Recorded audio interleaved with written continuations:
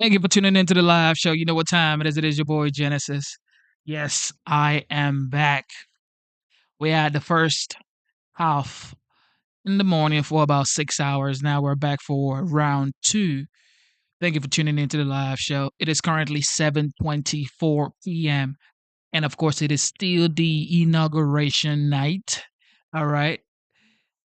The OJ is back in the White House, the 47th, officially the 47th. He is back in the White House. So now we're going to check out his second speech. Well, technically, his third speech in Capital One or at Capital One Arena in Washington, D.C. It was a quick one, but he had a lot of presidential executive orders that he signed, and I want us to check it out. But if you're just tuning in, thank you for tuning in. You know what time it is. Welcome. If you are new to the channel, double tap your screen, subscribe to the channel. And also we now have channel memberships. It is $4.99. So join the membership, support the channel. And ladies and gentlemen, I give you the 47th President of the United States.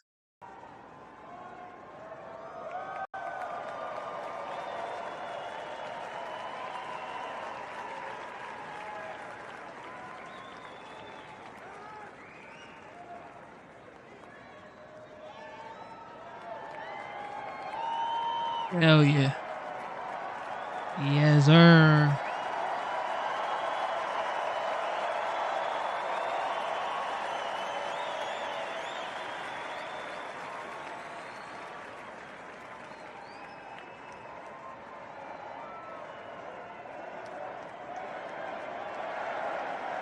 USA, yo. It's on, y'all. It's on, y'all.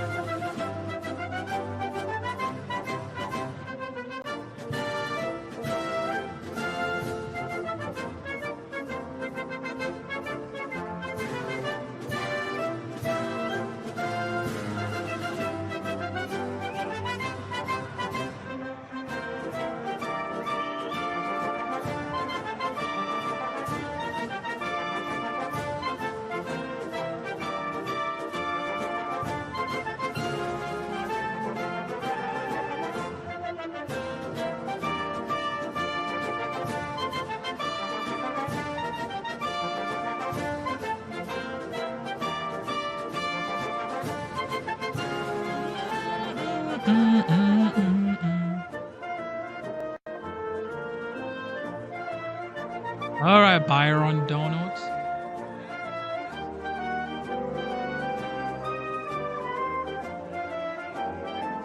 All right, Byron.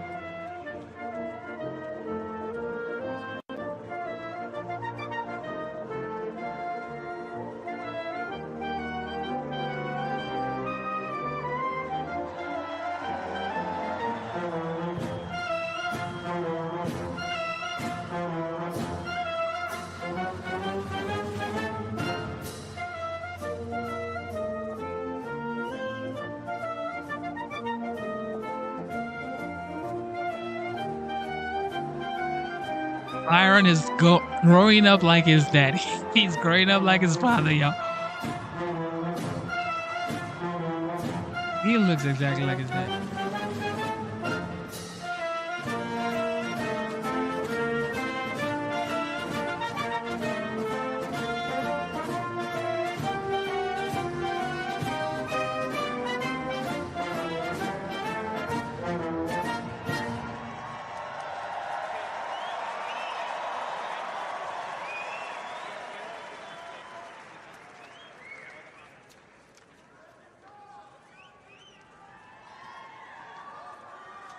Going to play Americans We Are National Spirit. No Americans We Are National Spirit. Next up is honors. Yes, sir. Next up, the Herald will play honors.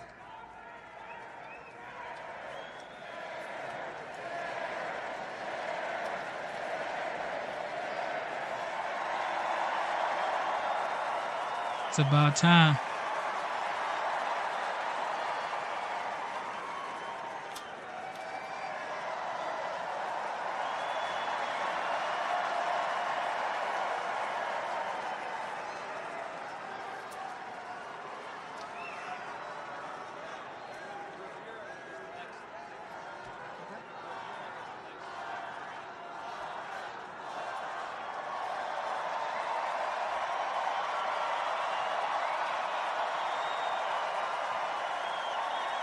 His father already cemented his legacy for him.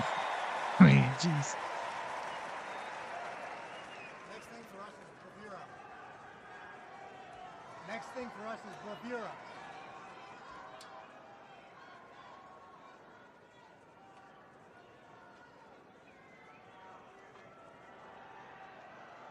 Everybody's in the building, y'all.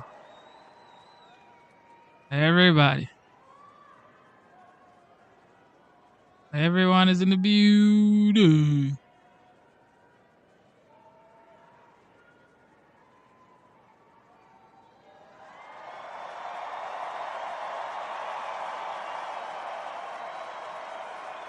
This is just on another level.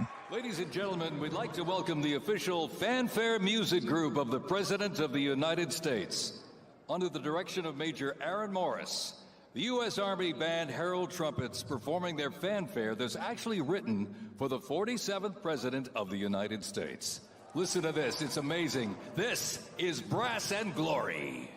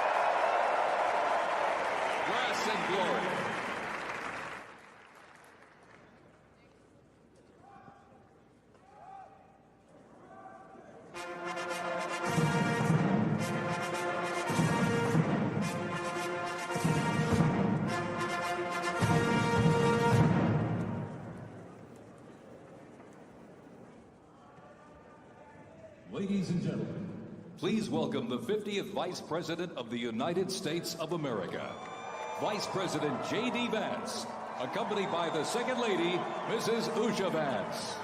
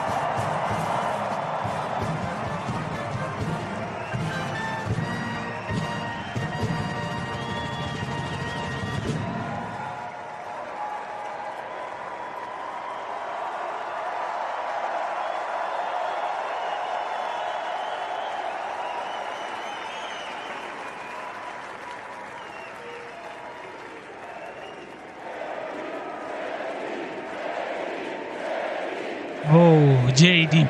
Oh, everybody's screaming JD, yo.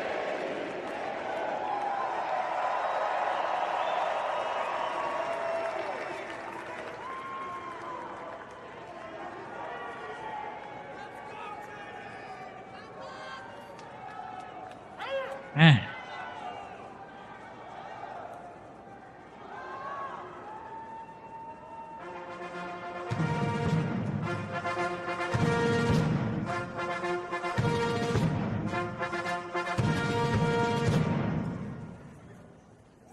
Ladies and There we gentlemen, go.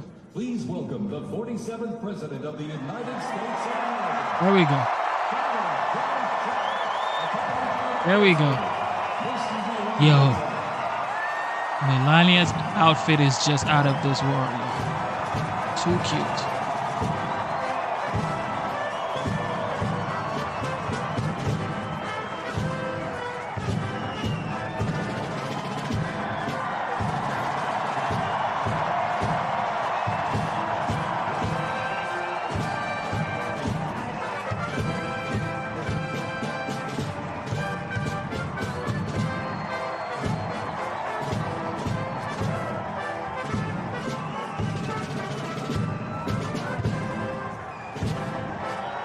He's ready to sign.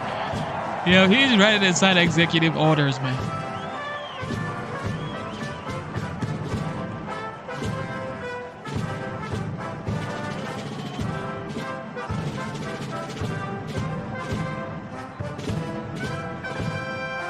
The people's champ. The people's champ, yo.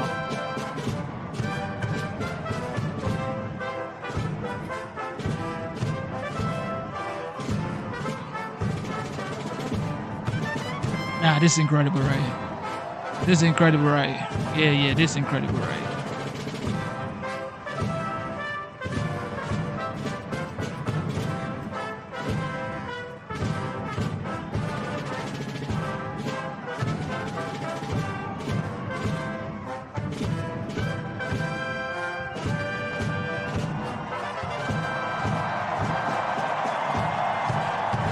Wow.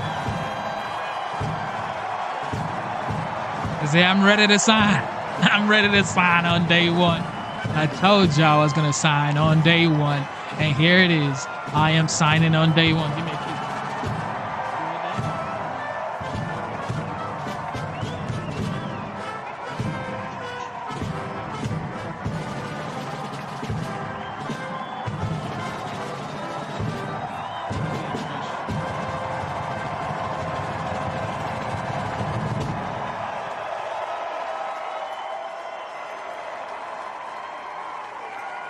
There we go. Gotta watch it out there.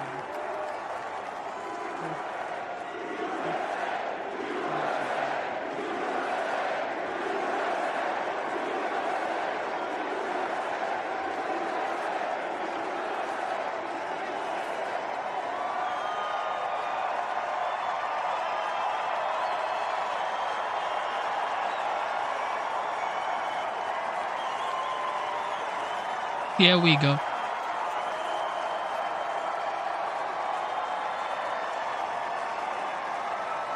Man, that outfit is dope.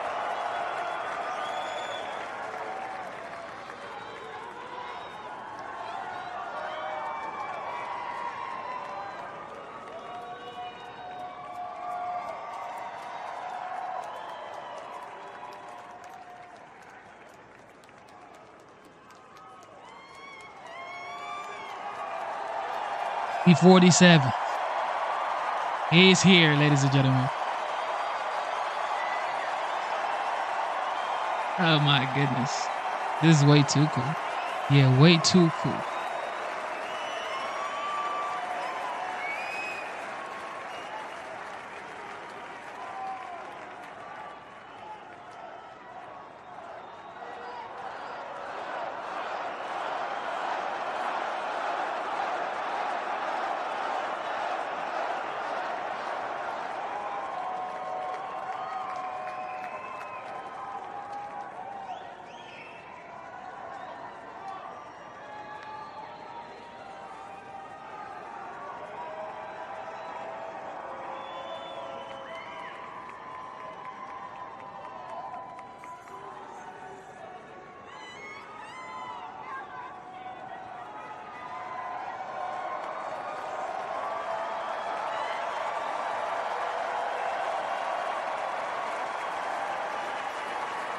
Yeah, this is way too cool, right?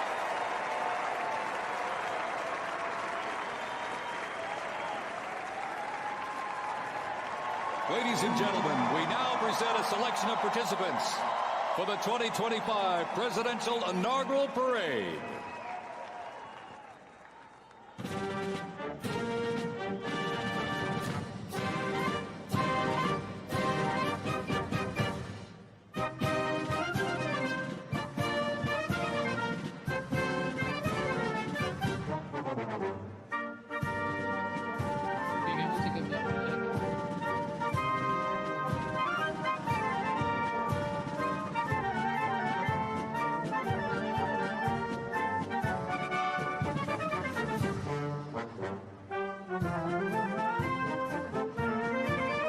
Way too cool, y'all.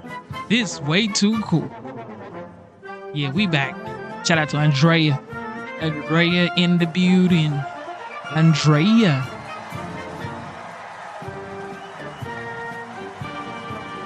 This man has been standing all day, working all day, talking all day, signing all day.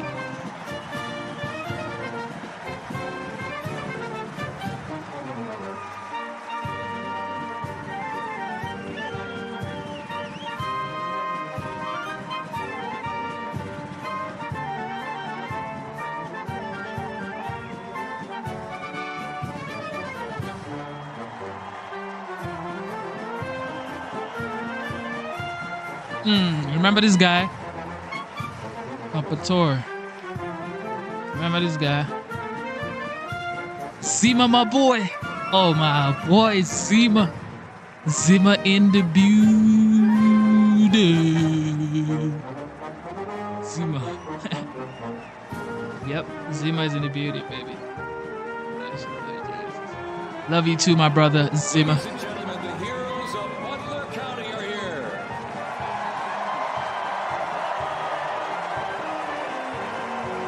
And they are here to pay homage to life, selfless community service, and sacrifice of Corey Comparatori. Mr. Comparatori, a U.S. Army Reserve veteran and past fire chief to the Buffalo Township Volunteer Fire Company, who died during the assassination attempt on the life of President Trump in Butler, Pennsylvania, July 13th, 2024. Their formation consists of Pennsylvania State Police, local police, county sheriffs, emergency services, JD Vansky's. EMS, JD 911 Vansky's. dispatch, They're playing around. hospital personnel. They're having a good All time. heroically stepped into action during the horrific attack. They are also paying tribute to the courageous service of first responders nationwide.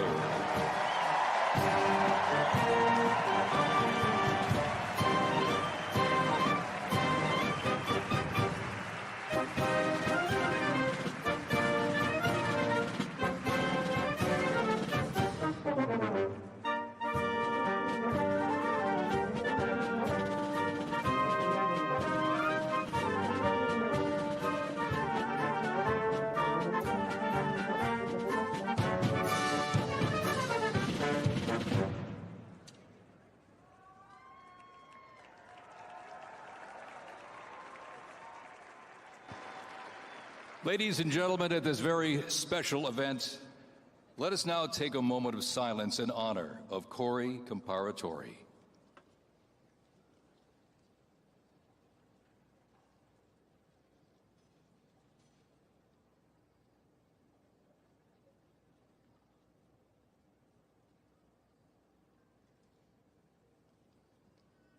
Thank you very much, ladies and gentlemen.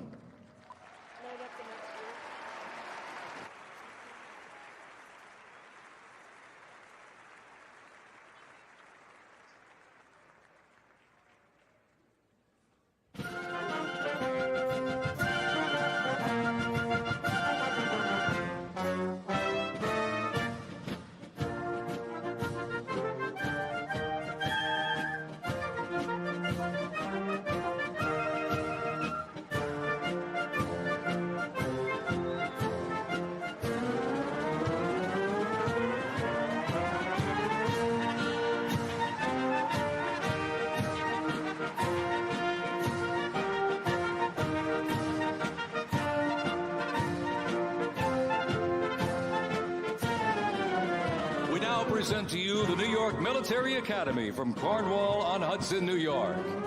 New York Military Academy stands out due to its unique connection to the president himself. President Trump is a 1964 graduate and has been enshrined as one of our alumni of distinction. This historic academy has been named a Junior Reserve Officer Training Corps, that's JROTC, and are marching with their cadet dress uniforms. Look at these, all modeled after post-World War I General Blackjack Pershing's gray uniform.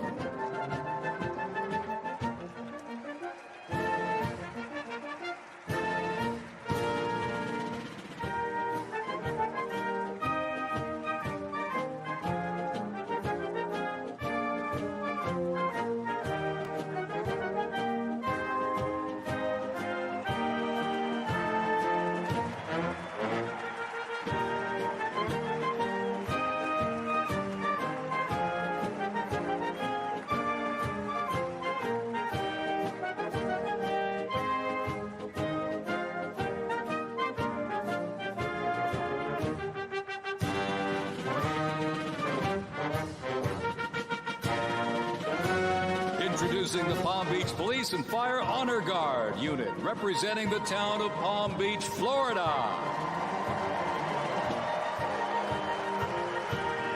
This group consists of police officers and firefighters from the town of Palm Beach, home to some of the most prestigious people in the world, including President Donald J. Trump.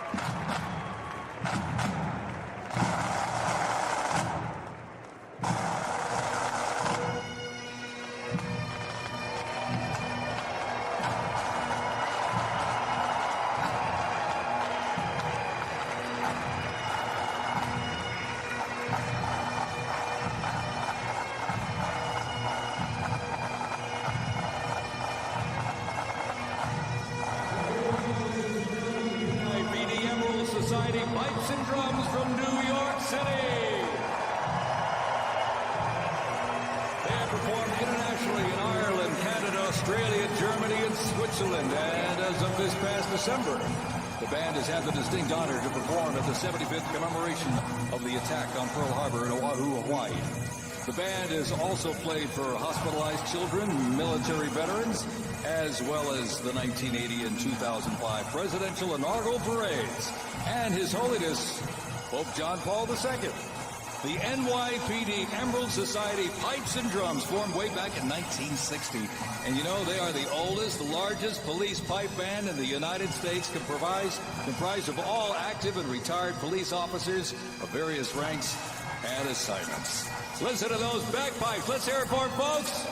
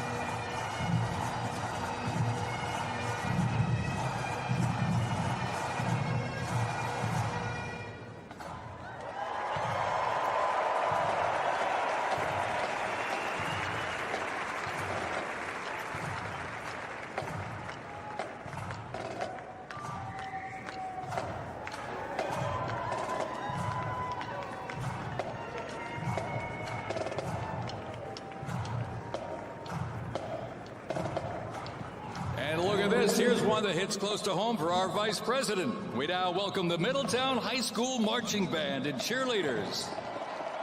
They're traveling all the way from Middletown, Ohio to proudly represent their school, our nation, and outstanding alumni, including our new Vice President of the United States, J.D. Vance.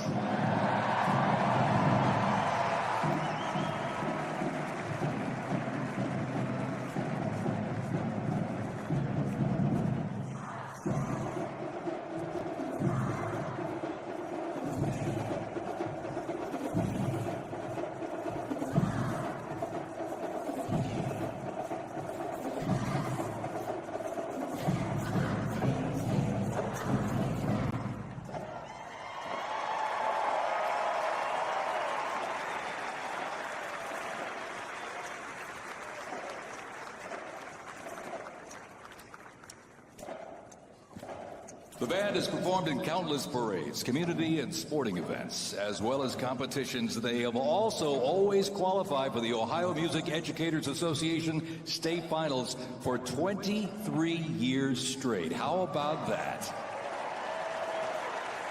And have earned the highest rating in 18 of those appearances. Woo! And today they performed America's Sweet Land of Liberty.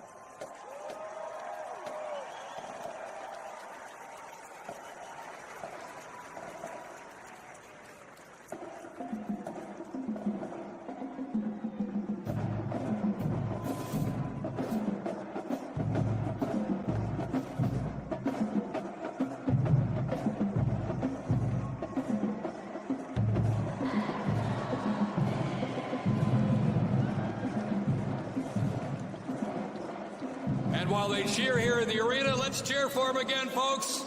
From our VP hometown, Middletown High School Marching Band.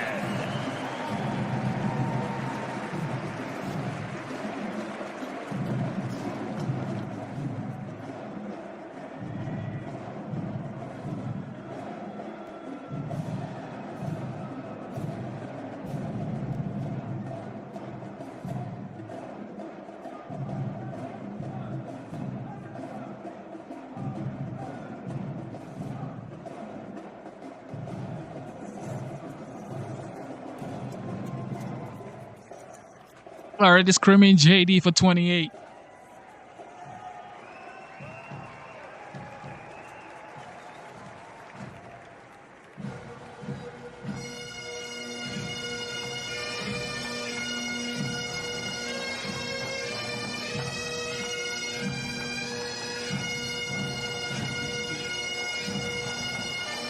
Ladies and gentlemen, entering your arena right now, traveling from Boca Raton, Florida, the Florida Firefighters Pipes and Drums. And they are well seasoned when it comes to civic events. They've played and participated in parades, memorials, and other ceremonial events across both the United States and Europe. Today, they are wearing their most notable uniforms. What a great photo opportunity.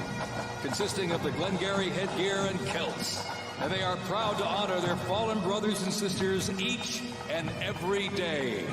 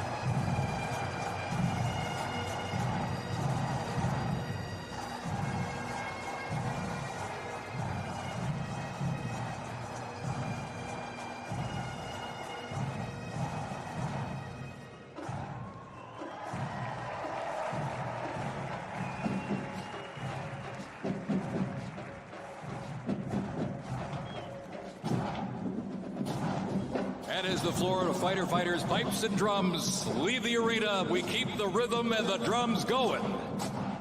Please welcome the Stewart's Creek High School Marching Band. Traveling all the way from Smyrna, Tennessee, they are proud to represent the volunteer state in the 2025 Presidential Inaugural Parade.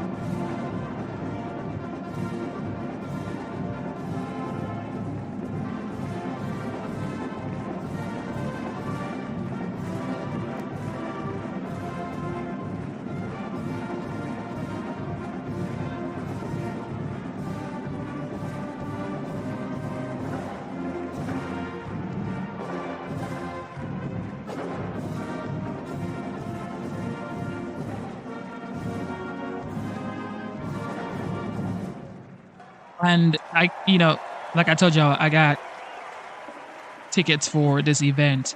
But in the email and the text messages I got, they were like, once you get in here, you cannot go outside. So these guys have been here since like 6 a.m., 7 a.m., and the event ended like 7, 8 p.m. So you cannot leave the building. You can be hungry. You can want to use the bathroom. You cannot leave the building. Hell And yeah. as the beat of the drums continues, established in 2013, that band has rapidly become one of Tennessee's premier high school music programs. This band has participated in numerous civic events that honor significant moments in our nation's history, like the 75th anniversary of the attack on Pearl Harbor, Captain Jeff Cuss, United States Marine Corps Memorial Dedication, Chicago Thanksgiving Day Parade, and a Lincoln Memorial performance as well. The Stewart's Creek High School Marching Band, everybody! Make them feel welcome here in D.C.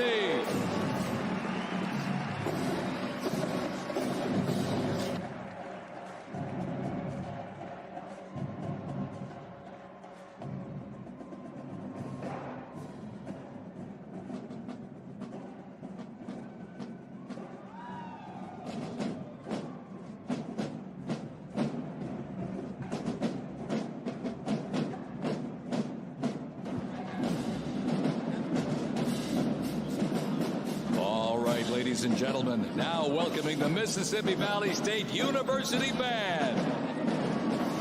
They're traveling all the way from Itta, Mississippi. Look at this, gang. This is the Mean Green Marching Machine. They are proud to represent historically black colleges and universities at the 60th presidential inauguration. Let's go. Let's go. So I saw on social media that this group right here, this team right here, they raised money on GoFundMe, and I think they raised about $300,000 to attend the inauguration, to get their outfit, to get everything situated for the inauguration. And they're doing great.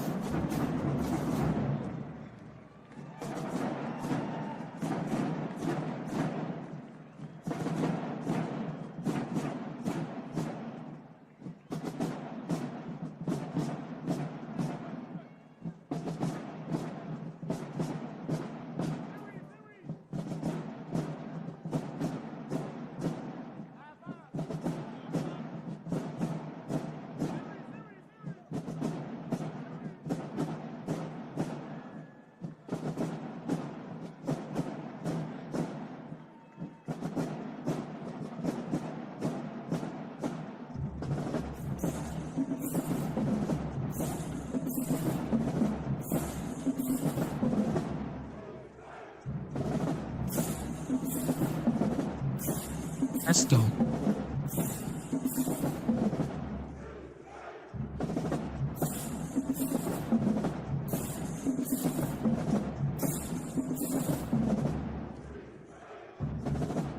Yeah, that's cool.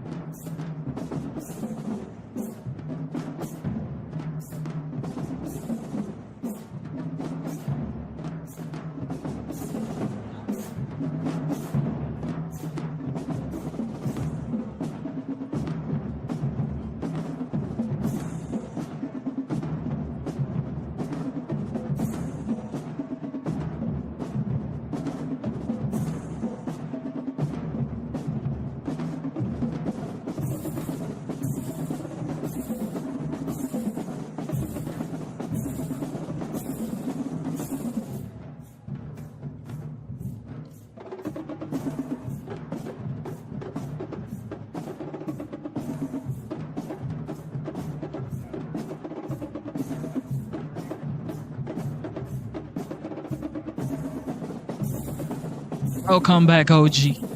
OG is back, ladies and gentlemen.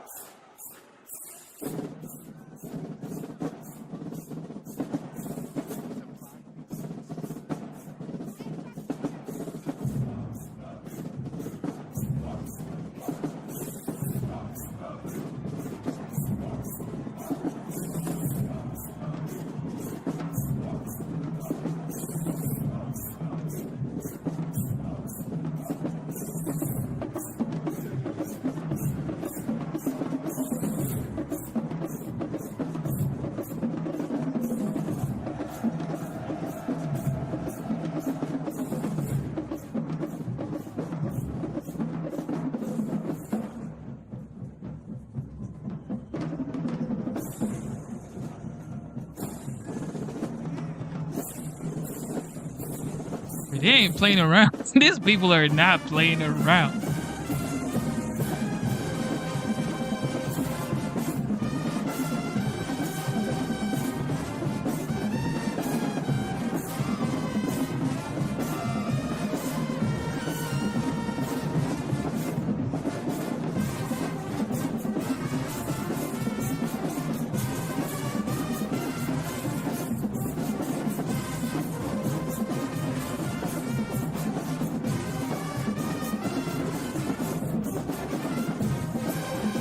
Whoa.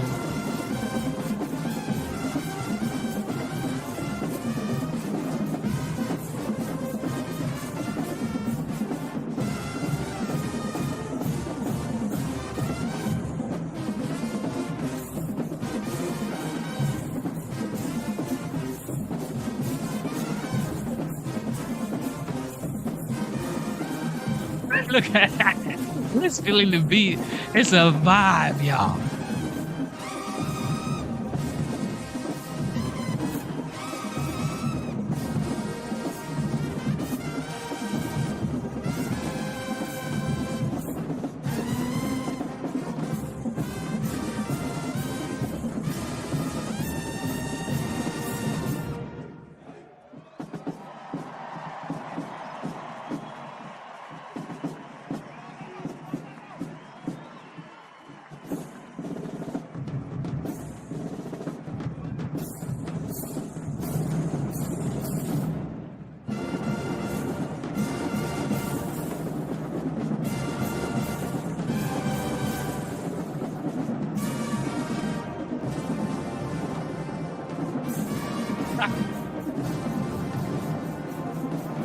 Oh God.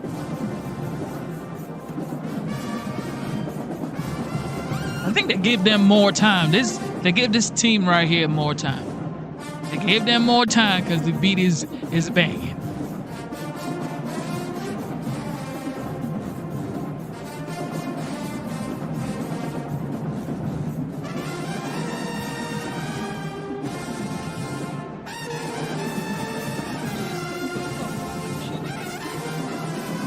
You're missing the good part. You're missing the good part.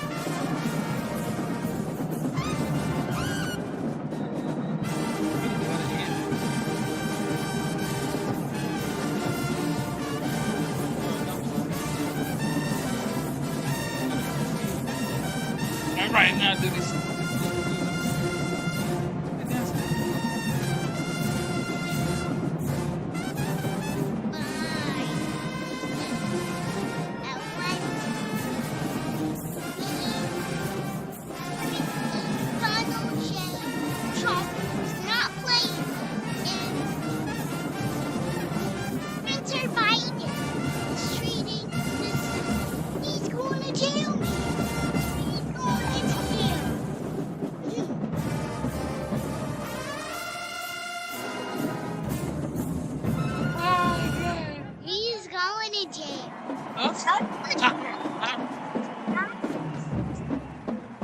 No, thank you.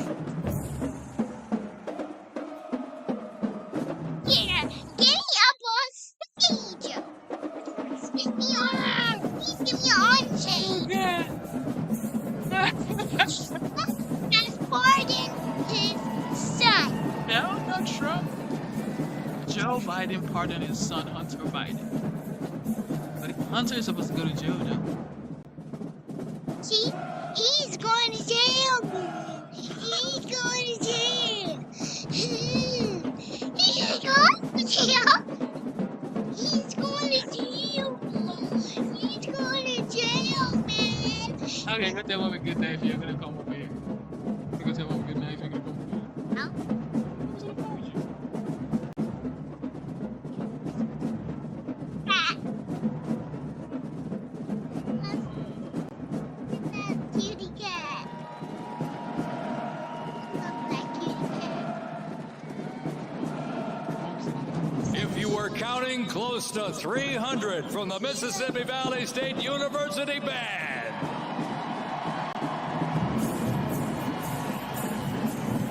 You know, since its founding, the band has consistently played a significant role at their university and across the United States. They have performed for athletic events, Mardi Gras parades, Rose Bowl parades, and many, many more. The Mississippi Valley State University Band takes great pride in presenting culturally diverse presentations for students, faculty, and the surrounding Mississippi communities. Take a look at that brass out there. Woo! That's just part of the big green marching machine. The Mean Green Marching Machine from Itabena, Mississippi, ladies and gentlemen. Let's go.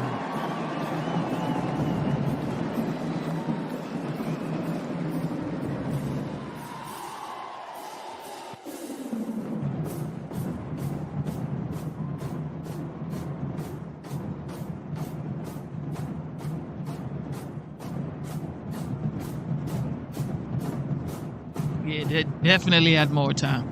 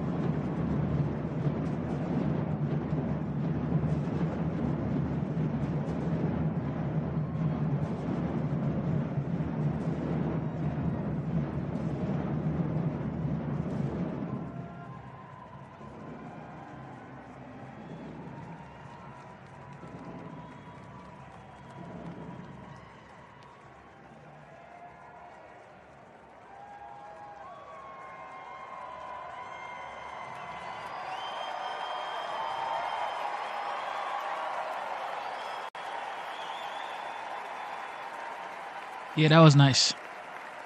That was really good.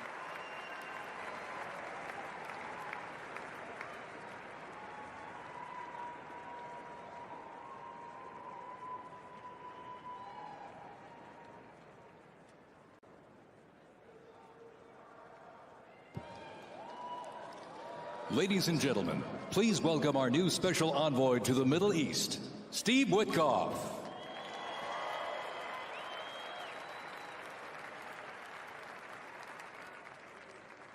Haiti's kids are all over the place, having a good time. All right, Steve, let's go.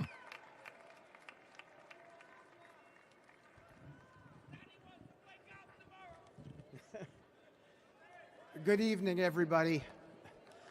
I was appointed by President Trump to be the special envoy for peace in the Middle East.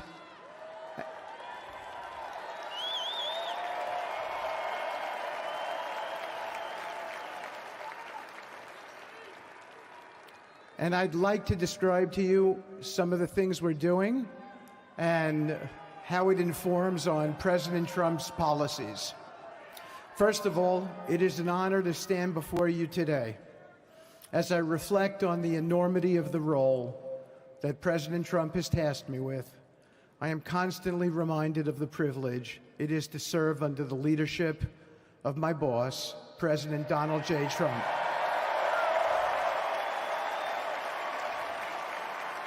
Sure.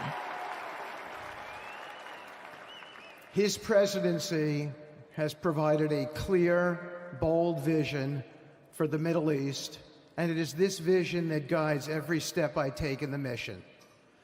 President Trump's leadership has redefined what is possible in the pursuit of progress and stability in the Middle East. His decisive, pragmatic approach ensures that even the most entrenched conflicts are met with fresh perspectives and innovative strategies. His policies have already delivered remarkable successes, such as yesterday's release of hostages in Gaza.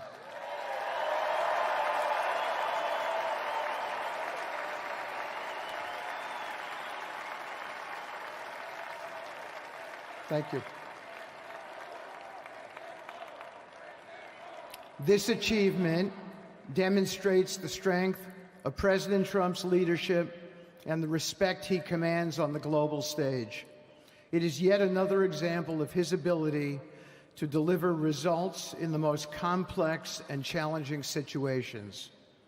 The Abraham Accords, a testament to his vision and determination, have also brought historic progress to the region, transforming old rivalries into new alliances.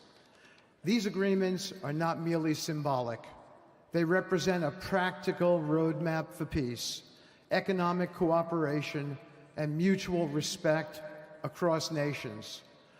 My role, as President Trump has tasked me, is straightforward yet profoundly challenging: to turn his vision into actionable outcomes. He sets the agenda, he lays the framework, and he inspires people like me into bold action.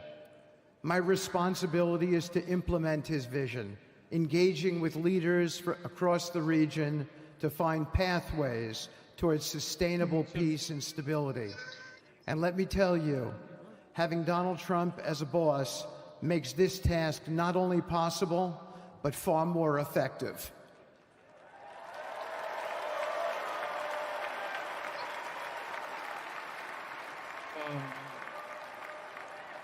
President Trump's reputation as a leader who delivers results resonates far beyond Washington.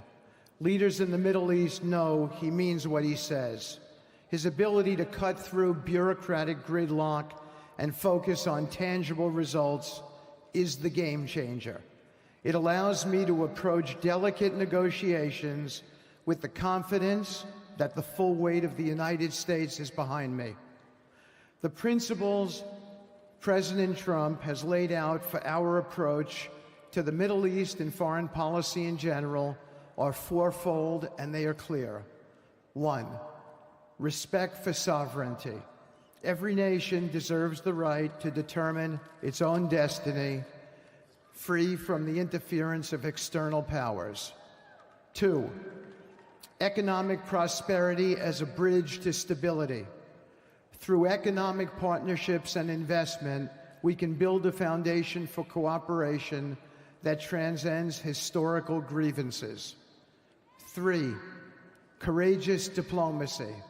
Real progress requires difficult conversations and bold decisions, and it is through Remember what Dennis said these about the chair? that trust is built and maintained. And finally, Thank you. 4, Take your white reciprocity and accountability. The United States requires reciprocal actions from our partners. We are done carrying the financial burden for nations that are unwilling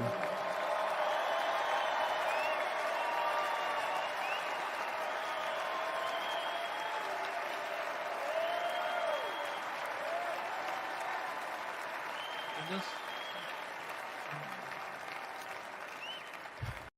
We are done carrying the financial burden for nations that are unwilling to fund their own progress.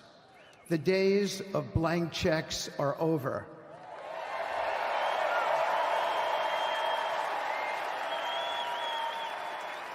Don't put it too close to the chair. Partnerships under President Trump's leadership must be equitable, and contributions must reflect shared commitments to our goals.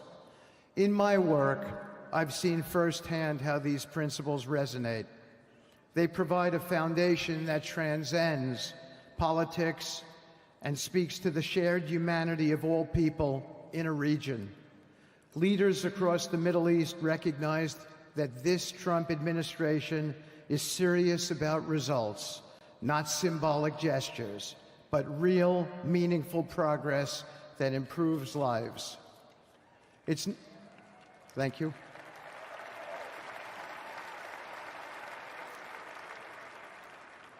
It's not always easy. There are moments of deep challenge and frustration.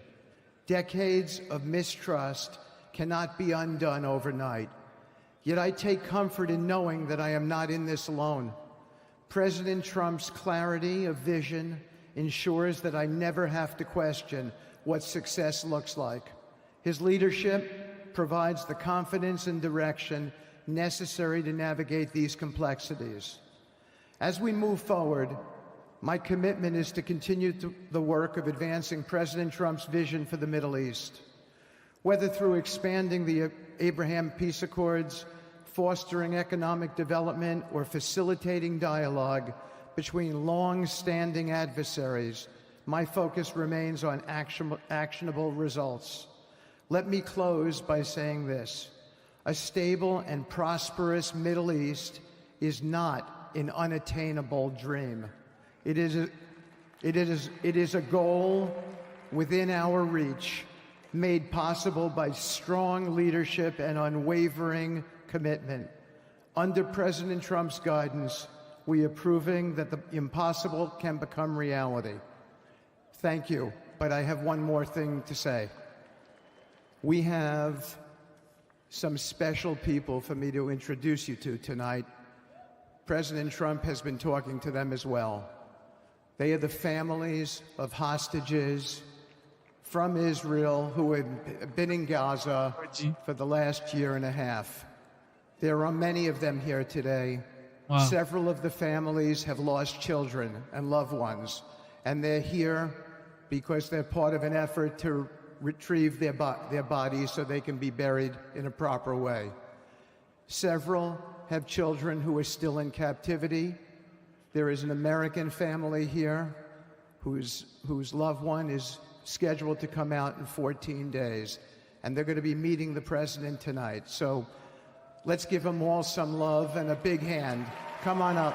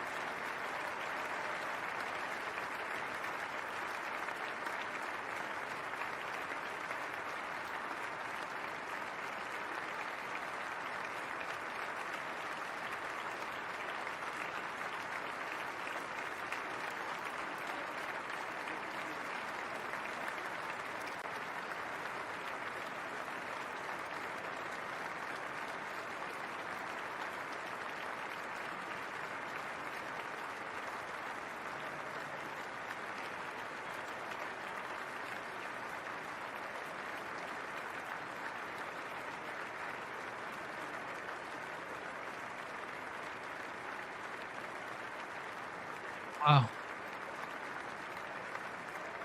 This is how you know he made the deal. He made the deal. Of course, saying Joe Biden made the deal and Trump wanted to take credit for it. No, he made the deal. I don't know why people would like give this man his flowers. Trump made the peace deal. It is what it is.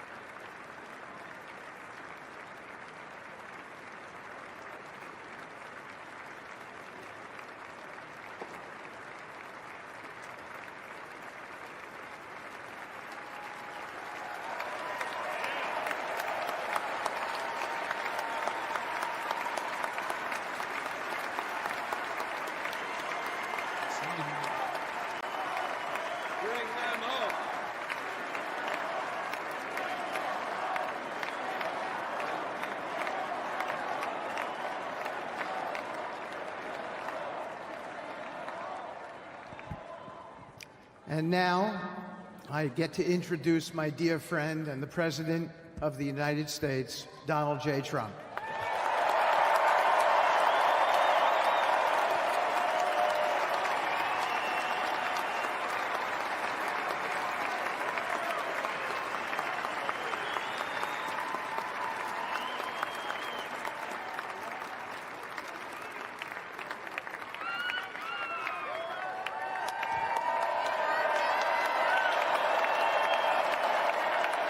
Wow.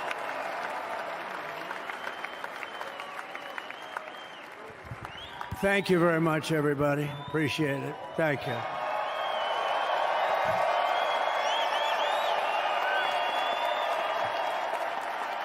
So now the work begins. We won, but now the work begins. We have to bring them home.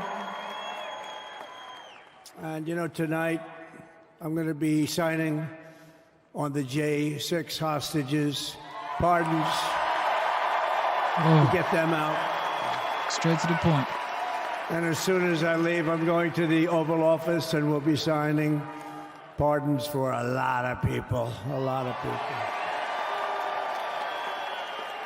And thank you to Steve Witkoff. He's a great guy. He's a friend of mine. He's been a very successful man. He's a great negotiator. He's a wonderful guy. People love him. And he's got a tremendous power of persuasion. And that's what we need. We don't need stiffs. We don't need stiffs. We got a lot of stiffs. You just had a whole load of them. And to the former hostages with us today, welcome. Welcome home. Some of the folks are former hostages. Not a good situation. The three young ladies that came home yesterday, you saw that. More coming home every day now. They're coming home. But they were hurt. They were hurt. They were hurt.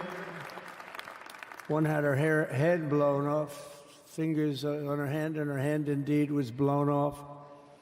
She was trying to defend herself from a bullet being fired. You believe this? A bullet knocked off her hand. I don't know. You look at it, it's a disgrace. We never stopped praying for you, and we're so glad that you're reunited with your friends and families, and God bless you all. And some of them are just saying, no, my son is gone, but please just bring home his body. Right, Steve? Many of you have told me that your son is gone, but bring home his body. It should have never happened. 3 years, it's ridiculous. Should have never happened. Wouldn't have happened. I also want to express my tremendous gratitude to the hundreds of thousands of proud American patriots who came from all across the country to join us in this celebration. It's a celebration of a big win.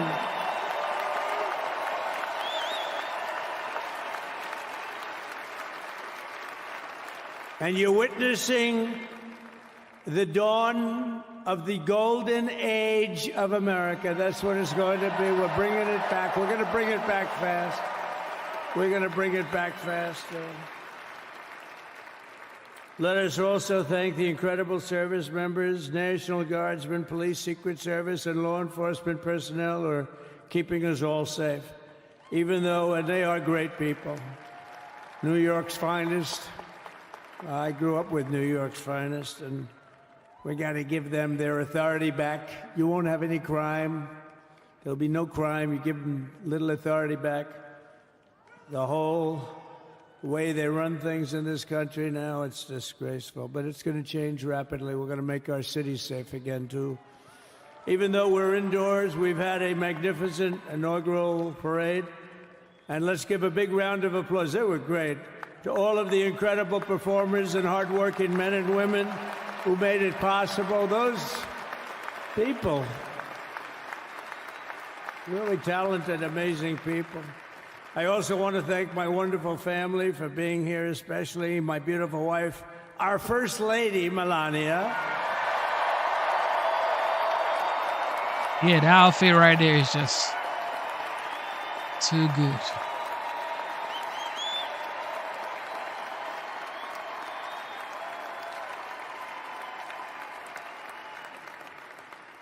They love our First Lady. And also, JD. How good has JD been? And his beautiful wife, Usha. How good is JB? JD has been great. He's another good negotiator, Steve. He's a great negotiator, too. We need negotiators in this country. But so many of the people on the stage behind, not only family members, as an example, Lara Trump, the wife of Eric. She was the head of the Republican Party, along with my friend Michael. Stand up, the two of you. What a job. What a job they did. They worked so hard. They knew there'd be rigging, but they said, we're going to make it too big to rig, and we did. We made it too big to rig. We won every swing state by a lot. We won the popular vote by millions and millions of votes. We won the whole ball of wax. And now we're going to go and drill, baby, drill, and do all the things that we've wanted to do and bring your costs down, your prices down, and make our country safe. That's right. So thank you very much, Michael. Thank you very much. What a job you've done, Michael. I'm never moving you, you know. He was thinking about getting a nice job in the administration. I said, no, I'm leaving you right where you are. You've done a very good job. We're not moving you, Michael. I'm sorry. Anyway, thank you very much. Appreciate it. Appreciate it very much. Right here with us also in the arena, I'm about to sign some very important executive orders of our new administration. Hey, Don, will you stand up, please? Don is another one. How about Don? This guy.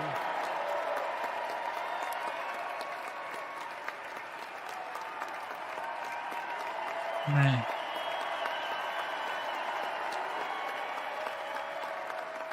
He's a popular one. He goes out and speaks. He gets a big crowd. He's a little on the rough side sometimes, but that's what you want. He's done a fantastic job, and he loves our country. Thanks, Don. Great job. You've done a great job. And Ivanka.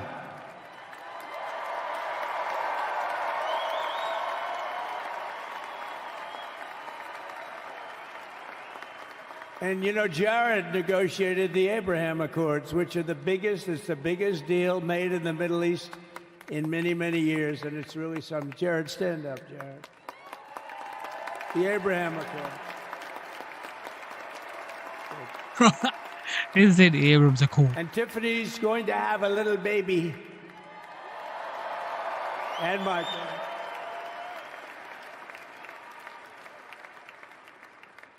And then I have a very tall son named Barron. Has anyone ever heard of him?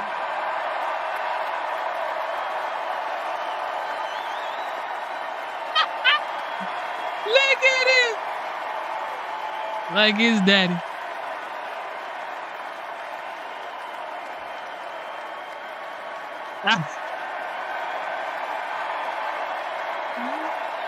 He's taking it in.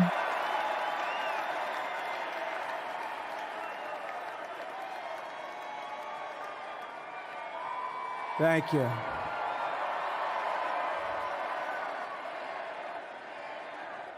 He knew the youth vote. You know, we won the youth vote by 36 points.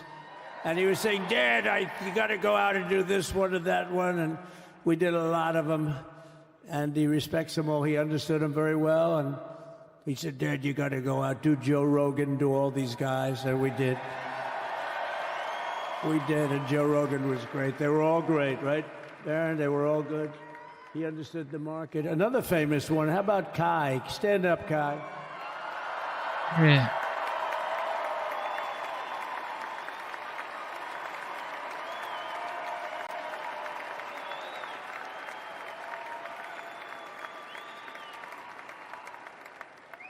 Is that Byron Donalds back there? Stand up, Byron.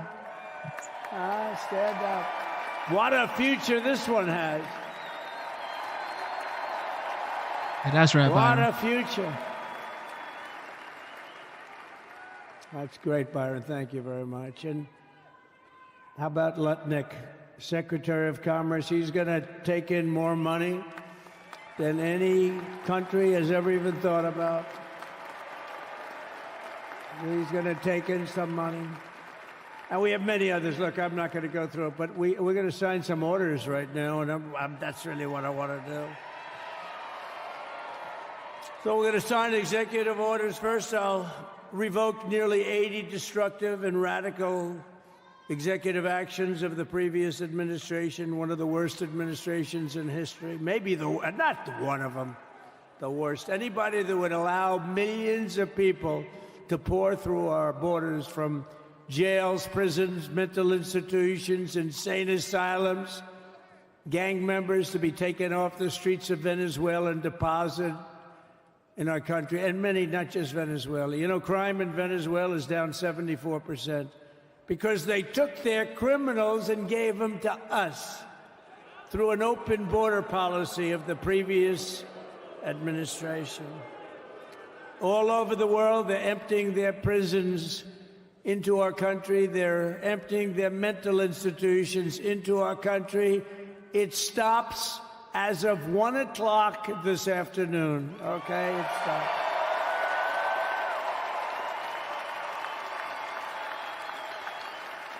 So I'm revoking nearly 80 destructive, radical executive actions of the previous administration. They'll all be null and void within about, 5 minutes? Is that them over there? 5 minutes? And next, to gain immediate control of the vast federal, out-of-control bureaucracy, I will implement an immediate regulation freeze, which will stop Biden bureaucrats from continuing to regulate. Most of those bureaucrats are being fired. They're gone.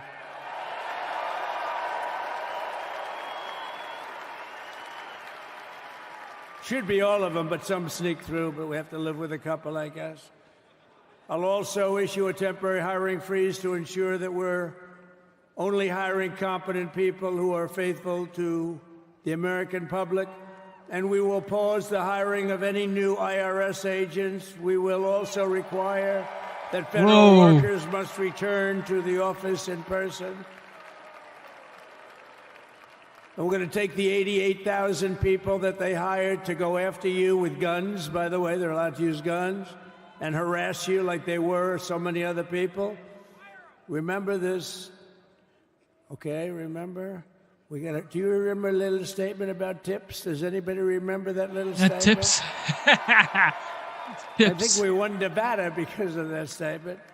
But they went out and harassed you over the tips. In other words, we are restoring control of our government to the people. We're going to take those 88,000. Let's see if they'd like to work on the border, because that's where we want them, really.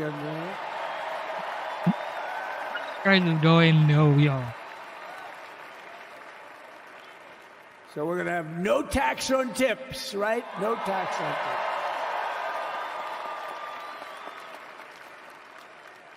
And we may have, like the Speaker of the House, is he here? He's done such a good job. Is Mike here? He's around here someplace. I saw him just a little while ago. Hello, fellas. Look at you guys. Yeah, I know it. He's great. He's doing great. They're all doing good. The Republican Party has never been unified like it is right now. They want to save our country. And we're going to more than save it. We're going to make it greater than it's ever been before by a lot. Next, I'm going to sign a presidential memorandum directing every member of my cabinet to marshal every power at their disposal to defeat inflation and rapidly bring down the cost of daily life, because your costs have gone through the roof in the last 4 years. Perhaps you didn't notice. Does anyone notice their costs are like double, triple, quadruple? You can't buy bacon.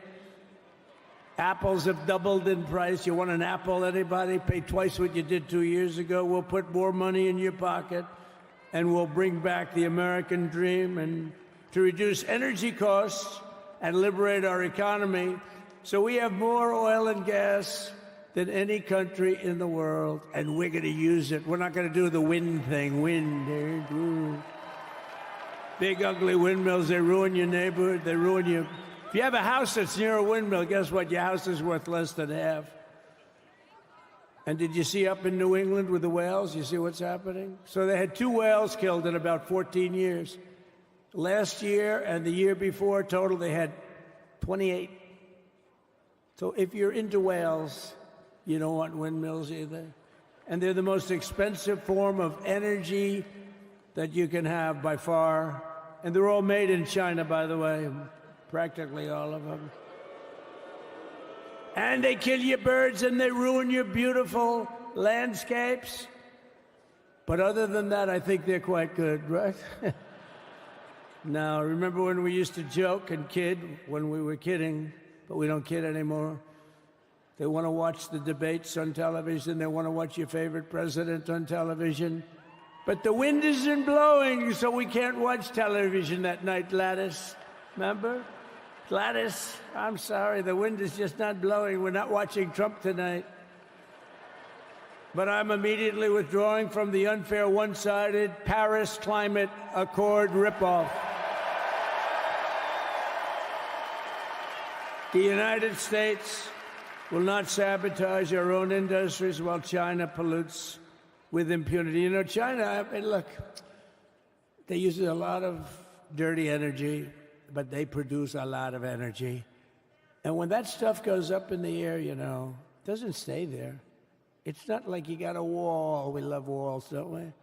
Not like you have a wall around and it doesn't. It floats into the United States of America after 3.5 to 5.5 days. It floats across the oceans, and it comes right over your neighborhood, and it falls into your neighborhood. So they all say, we have to fight for cleaner air, but the other dirty air is dropping all over us. So what the hell are they talking about? Unless everybody does it, it just doesn't work. You know, we had the cleanest air and the cleanest water that this country's ever had under the Trump administration, and we didn't do anything to stop jobs and stop production. Believe me, you're going to see a lot of companies come pouring back because tariffs. I always say tariffs is the most beautiful word to me in the dictionary. Then I was reprimanded by the fake news. They said, what about love, religion, and God? I said, I agree. Let's put God number 1. Let's put religion number 2. Love, I don't know. We got to put that number 3, I guess, right? And then it's tariff. Because tariffs are going to make us rich as hell. It's going to bring our country's businesses back that left us. And I'll also sign an executive order to immediately end federal government censorship of the American people. In America, we believe in free speech, and we're bringing it back starting today to stop the weaponization. Oh, do I know about that? These creeps. Deranged Jack Smith.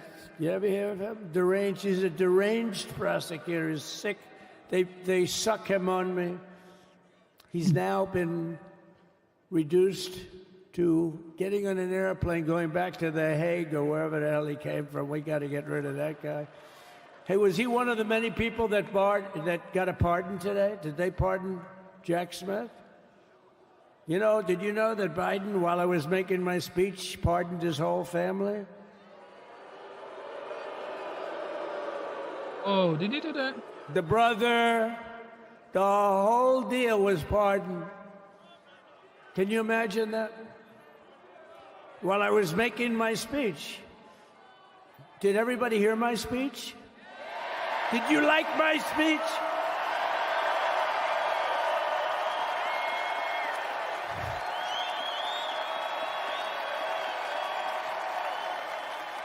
Thank you.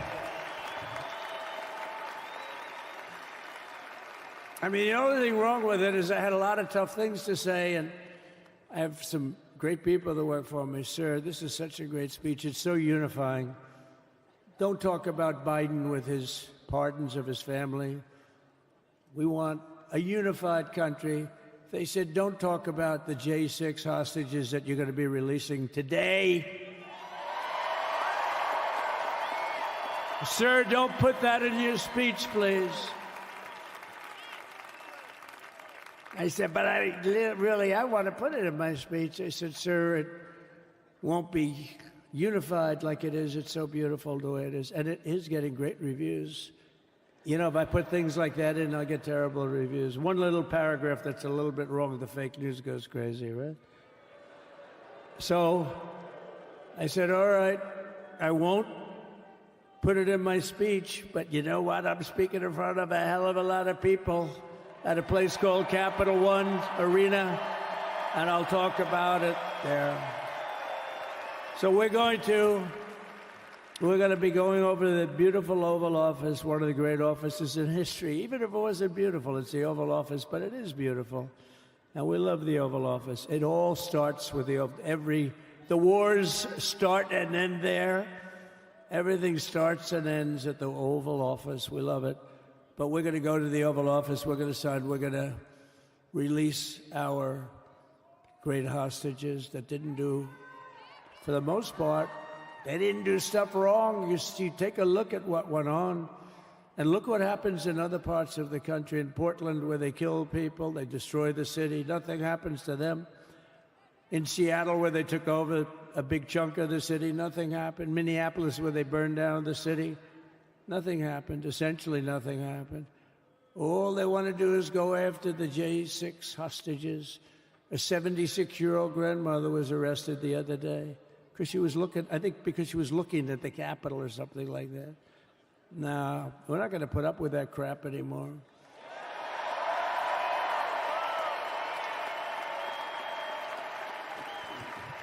And to stop the weaponization of law enforcement, I've been investigated more than any human being in the world. I believe I have the all-time record. Every day a subpoena.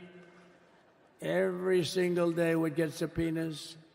I was more than any person. Alphonse Capone, remember I used to talk about it? Now, Alphonse Capone, Scarface, he was a pretty rough guy. He was investigated about 1/100th what Trump was investigated. My father's looking down at me, my mother, how the hell did this happen? You know what it is? They investigated their political opponent, the opponent of Biden, and then ultimately Kamala. Has anyone ever heard of Kamala?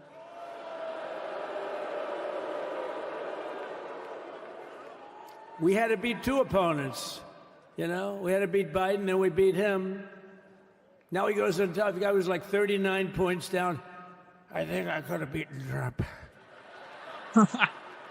They should have left me in. I would have beaten. No, his debate performance wasn't the best, right? That's what killed him. And then they had a change, and it's like you get into a fight. The great Dana White spoke last night. We love Dana White, right? UFC. That's like he puts in two fighters. One of them's getting creamed, getting really beaten, and they say, all right, take him out. Let's put somebody else in to finish up the fight. That's what they did to us. They gave us somebody new, but we took care of both of them. So we beat actually two opponents. But to stop the weaponization of law enforcement and our government, I will also sign an order directing every federal agency to preserve all records pertaining to political persecutions under the last administration, of which there were many, and beginning the process of exposing any and all abuses of power, even though he's pardoned many of these people. Can you believe it? He's pardoned them. You know why he did it while I was speaking? Because that way I couldn't speak about it. I was speaking. I didn't know he did it. I finished my speech, and they said, sir, he pardoned his whole family. I said, oh, can I go back out there and talk about it? Somehow that wouldn't be very elegant. Our First Lady would say, please don't do that. But we have plenty of time to talk about it, and we will. We're doing all of this on our very first day in office. You know, don't forget, we've been in this position, really, where we won the primaries in record time. We were the fastest win of a primary ever in political history, which is a very nice thing. It's nice to know. Well, the second election was rigged, so we knew we were doing well. And if it wasn't, you know what? If it wasn't, I would have never run. But this third one was just a monster. Boy, was that a big one, huh? That was a big one. On the second one, we got like 10 or 12 million votes more than the first one. How about that? We did great on the first one. We did much better on the second one. But bad did we do well on the third one. So we're gonna have some fun. It's very simple. We're gonna make our country great. We're gonna make our country great again. We're gonna make America great again. How good a name is MAGA, though, right? You know? I was going to say, keep America great, but unfortunately it wasn't great. Can't say keep it great. It will be great again, but CAG, keep America great, CAG, I don't think it's ever going to replace MAGA. Does anybody like CAG? I don't think so. It's never replacing MAGA. Nothing will ever replace MAGA. MAGA was the most successful political operation, political movement in the history of our country, maybe in the history of the world. Let's see what happens, because we're not finished yet. We're not finished yet. We got a long way to go. But we're doing this on the very first day in office, and in just a few moments, I'm not only signing the release of the J6 hostages, I'm signing other things that you're going to love. Oh, you're going to be happy reading newspapers tomorrow, and the next day, and the next day, and the next day. So I just want to thank, I mean, look at this place. It's full to the rafters. You don't have any, look at those people up there. You don't have any empty seats. And by the way, the Capital One owners, they are so good. We got to root for their teams because they have been so great to MAGA, to us. And I just want to thank Ted and everybody. You guys have been fantastic. And the ice hockey team's doing great. Ovechkin's pretty good, right? They're doing great. So I want to thank them, Capital One arena owners. They have been absolutely fantastic. And thank you once again to everyone. And I can only tell you, you're going to be very happy. You're going to watch a lot of good things happen. We got to stop some wars that are happening and going on. Some stupid things are happening. The war with Ukraine would have never happened, and it has. As you know, Israel would have never been hit on October 7th, and none of you would be up here. None of you would even know anything about this tragedy that you're going through right now. But Iran was broke. Anybody that bought oil from Iran, they couldn't do any business with us. You're not going to do business with America. China passed. Everybody passed. They were broke. They didn't have money for Hamas. They didn't have money for Hezbollah. And your sons would be alive, and they certainly wouldn't be incarcerated like they are. It's a shame, but we're getting a lot of people out in a short period of time. So I'm going to go right over to here, and I'm going to sign in front of you. Is that okay? Good.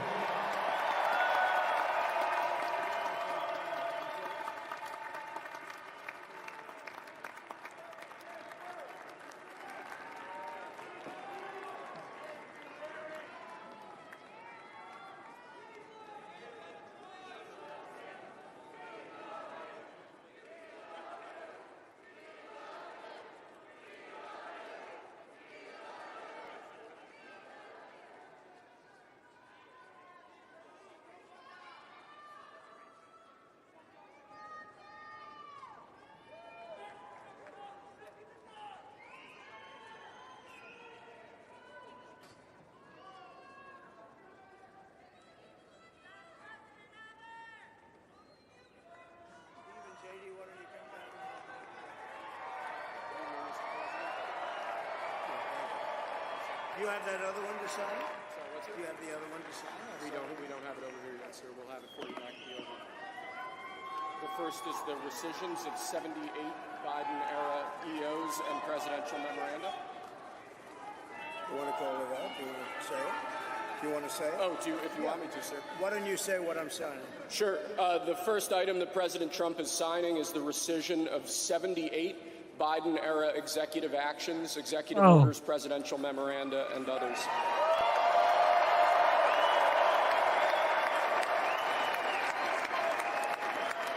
Thank you, sir.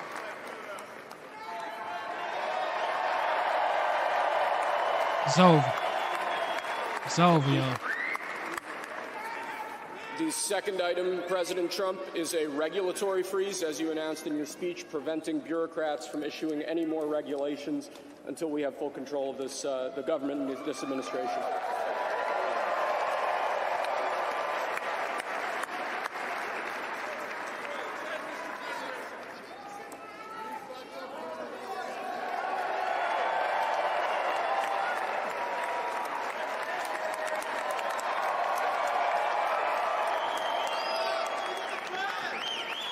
Thank you, sir. Sir, can I have a pen? The next item, sir, is a freeze on all federal hiring, excepting the military and a number of other excluded categories, again, until full control of the government is achieved and we understand the objectives of government going forward.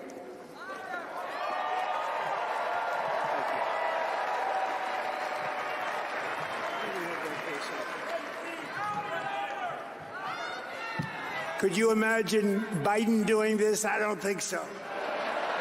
I don't think so. Sir, the next item, as you announced in your speech, is a requirement that federal workers return to full-time in-person work immediately. Whoa. Whoa. No more work from home for the government. Get yourself to work. You ain't gonna be at home. Zoom call is not working no more. It's not working anymore, y'all. Next, we have a directive to every department and agency in the federal government to address the cost of living crisis that has cost Americans so dearly. Cost of living crisis. Yeah, you got to give this man his flower right here.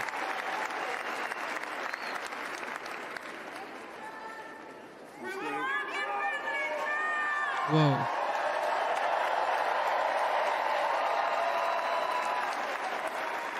Thank you, sir. The next item here is the withdrawal from the Paris Climate Treaty.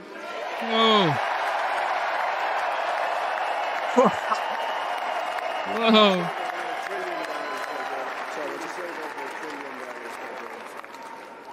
Yes, sir.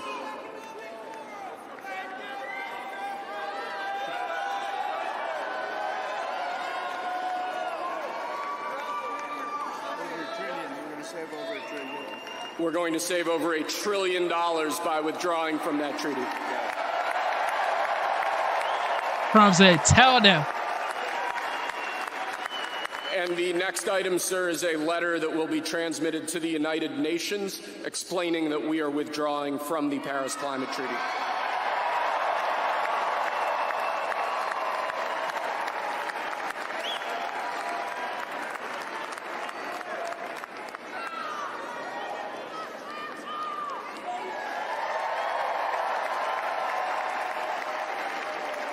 Thank you, sir. This next item is a directive to the federal government ordering the restoration of freedom of speech and preventing government censorship of free speech going forward. There we go.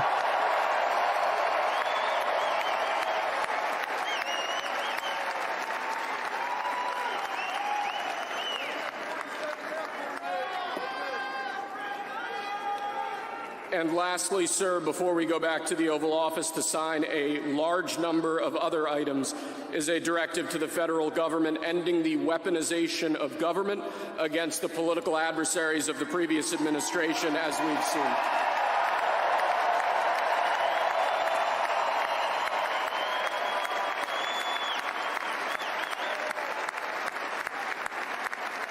Wow. Wow. Thank you very much, sir. Appreciate it.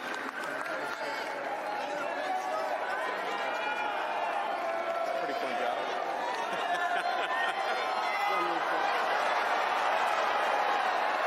Wow.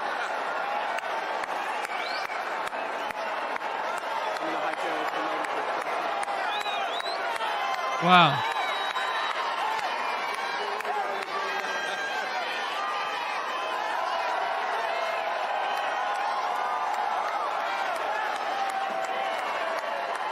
Man. Look, this is just too cool. Too cool, y'all.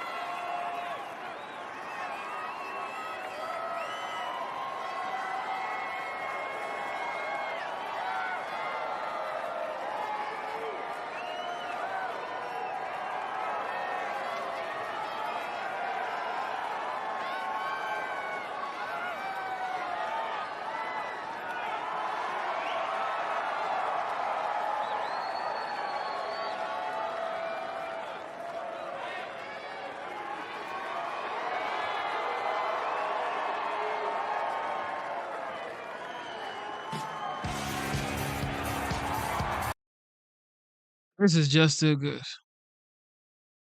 This is just too good, ladies and gentlemen. And it's a great honor to be able to, just witness this, be a part of this. God is great, y'all. God is absolutely great. And there's still many more things going on tonight. President Trump went straight into the White House to sign more executive orders. We're going to check that out. Double tap your screen, subscribe to the channel. Thank you for tuning in, ladies and gentlemen. What do we have here? Okay, check this out. So here is the long form of the OG, the legend, the 45th, now the 47th, signing more executive orders in the White House.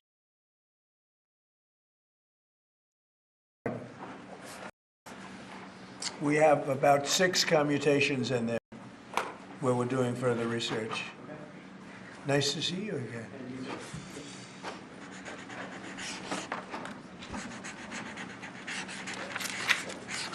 So this is a big one. Anything you want to explain about this? We hope they get them. We hope they come out tonight, frankly. They're expecting it. Approximately 1,500 people. Six commutations. Were there any cases you did not commute or part of people? We're looking at different things, but the commutations would be the ones that we'll take a look, and maybe it'll stay that way, or it'll go to, full pardon. And the order does require the Bureau of Prisons to act immediately on receipt of the pardons and commutation orders. Sir, this is an Why don't we get that down so they can get them going right now? Yes, sir. Is that okay? Yep, absolutely. Yeah. This is a proclamation guaranteeing the state's protection against invasion based on the current crisis at the southern border. It invokes various executive powers relating to the ongoing invasion at the southern border.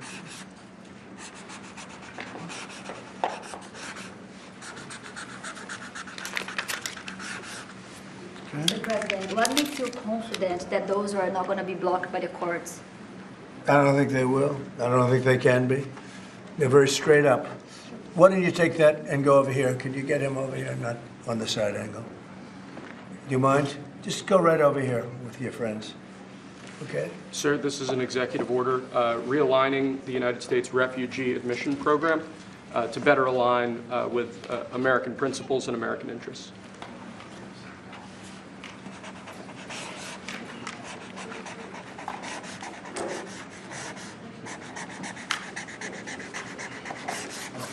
Okay.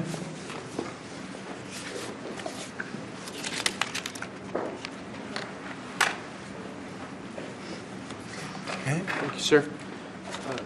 This next executive order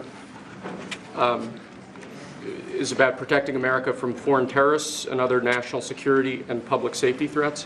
Again, crisis at the border, but it goes beyond that and it implicates other executive powers as well. Okay.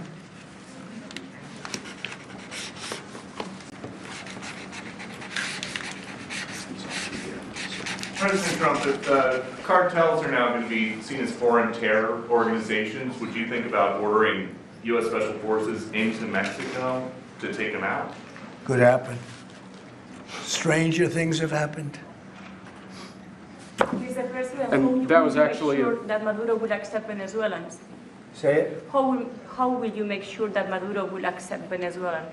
Well, we're going to see on Venezuela. We're looking at Venezuela very strongly. It's a country I know very well for a lot of reasons, and it's, boy, it was a great country 20 years ago, and now it's a mess, right? Sir, can we expect ICE raids starting tomorrow in major cities? What does that mean? Can we expect ICE raids in major cities? I don't want to say when, but it's going to happen. Has to happen, or we're not going to have a country left.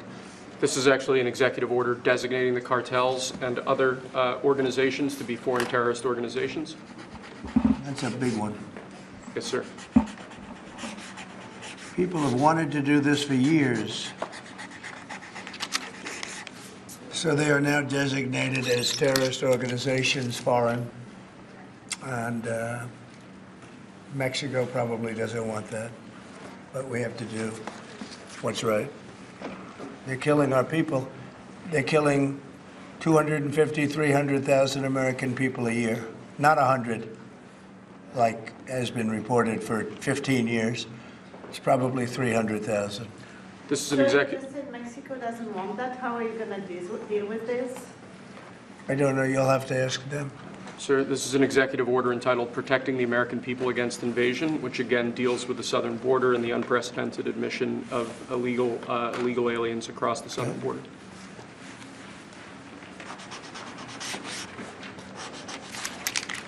What do you see the biggest national security threat to the U.S., Mr. President? What's going to be your priority on foreign policy? Say? What's going to be your priority on foreign policy? What do you see as the biggest Well, national foreign security policy is a threat? big statement. I mean, my priority on foreign policy, it's going to be to keep America safe. Very simple. It's a big question, though. That's a very big question. Who is going to be the first foreign leader that you plan to meet, or who are you going to call tomorrow on your first day in I've office? already been meeting people. I've been meeting them. I've been talking to them. I met with Prime Minister Trudeau, who I call Governor Trudeau. I met with numerous foreign leaders. Go ahead. Sir, this next order relates to the definition of birthright citizenship under the 14th Amendment of the United States. Yeah, that's a good one. Birthright. That's a big one. What about that one in the courts? That one is likely to be passed. Could be. We think we have good grounds, but you could be right. I mean, you'll find out. It's ridiculous. We're the only country in the world that does this with birthright, as you know. And it's just absolutely ridiculous. But, you know, we'll see. We think we have very good grounds. Sir, People have wanted to do this for decades. Sir, this is a proclamation declaring a national emergency at the southern border of the United States. That's a big one. A lot of big ones, huh? You know what that means, right? President Trump, did President Biden leave you a letter? He may have. Wait. Don't they leave it in the desk? I don't know. Oh. What's in there? Thank you, Peter. It could have been years before we found it. Wow. Thank you. What does it say on the outside? Maybe we should all read it together. Let's read it. Well, Hey, maybe Joe I'll read Biden. it first and then make that That determination. sounds great. Peter, thank you very much. I may not have seen this for months. Happy to help with the passing of the torch. I did. I left him one in the desk just like this. What are you talking about with them all? Unification of our country. You know, I didn't know that he gave a pardon to his family because he did it during my speech. He didn't tell you in the limo? No, he didn't tell me. No. He did it. They released it during my speech. I mean, during my speech. So all I could do was say, excuse me, I'd like to come back and speak some more. So, no, we were surprised by that. Mr. President, It's bad precedent, obviously. where are you thinking on tariffs on Mexico, given these actions you're signing on the border? Well, we're thinking in terms of 25% on Mexico and Canada because they're allowing vast numbers of people. Canada's a very bad abuser also. Vast numbers of people to come in and fentanyl to come in. When do you think you would enact those? I think February 1st. Are you planning on giving notice of that? I think we'll do it February 1st. 25% on both, sir? Sir, On each. On each, yes. this is an executive order taking a large number of executive actions to secure our southern border. Okay? Sounds reasonable. President Trump, we remember 4 years ago, Barack Obama had told you that the top threat to the country was going to be North Korea. Did Joe Biden tell you what he thinks the top threat to the country is right now? No. Why not? I think we have a lot of them. Right now, I think we have a lot. I think North Korea turned out to be good. I was very friendly with him. He liked me. I liked him. We got along very well. They thought that was a tremendous threat. Now, he is a nuclear power, but we got along. I think he'll be happy to see him coming back. And I think he has tremendous condo capability. He's got a lot of shoreline. Thank you, sir. Are we going to work with countries from South America to coordinate on immigration? About who? About immigration in general. This is an executive order. Sorry, sir. I'm fine with legal immigration. I like it. We need people, and I'm absolutely fine with it. We want to have it. We need it because we're going to have a lot of companies Legal coming in immigration. to avoid tariffs. You know, if you don't want tariffs, all you have to do is build your plant in the U.S. So we're going to have a lot of workers coming in, but we have to have legal immigration. Do you have a date in mind for when you want to put in on the China tariffs that you talked about? Which one? 60%? No. You're talking about which? Say it again. The China tariffs, the broad China? tariffs. Well, as you know, I put on large tariffs on China, and they've really been forced to leave them. And if we didn't leave them, you wouldn't have one steel mill that's open in this country because they were dumping massive amounts of steel. We've taken in hundreds of billions of dollars from China because they were unable to terminate the tariffs I put on China because it was too much money and the budgets didn't work and other reasons too. No, I mean, we're going to have meetings and calls with President Xi. I spoke to President Xi last week, as you know. Did you know that? I had a very good phone call. Did you come with NATO at this moment? Are you planning to meet your NATO allies? No, NATO has to pay more money. NATO has to pay 5%. We're in the Ukraine war by $200 billion more than NATO. It's ridiculous because it affects them a lot more. We have an ocean in between. And we've spent $200 billion more on Ukraine than NATO has spent. And they've got to equalize. Did you talk to Xi about the Ukraine war? Yeah. Because China and Brazil together has a proposal to bring Russia and Ukraine to talk. That's good. That's fine. I'm ready. When are you going to talk with the Brazilian president? How did Brazil get involved? This is a new one. When are you going to talk to Lula? Are you from Brazil? I'm from Brazil. When are you talking? That's why they're involved, I guess. When are you going to talk with the Brazilian president? How do you see your relationship with Latin America and Brazil? Great. Should be great. They need us much more than we need them. We don't need them. They need us. Everybody needs us. This is Mr. President, it sounds like you will not proceed with additional China tariffs necessarily, depending on how talks go with President Xi. Is that correct? What does that define that? Well, we are asking, you pledged in the campaign potentially a 10% tariff on China or as much as Because of fentanyl. Right. So I'm asking where you're... That's only because of fentanyl. There are other things too. Are additional And a very China big thing is the Panama Canal. China controls the Panama Canal. What's that all about? They're not supposed to be good. When Jimmy Carter gave it, which was a terrible mistake, He didn't do it. He didn't give it to China. He gave it to Panama. And China controls the Panama Canal. So are China tariffs And still we're not on the going to table? allow that to happen. Are they still on the table, or is that? We're not going to allow that to happen. Thank you, sir. What can we expect of the countries in NATO that spend the least amount of money, like Spain, France, below the 5%? Spain is very low.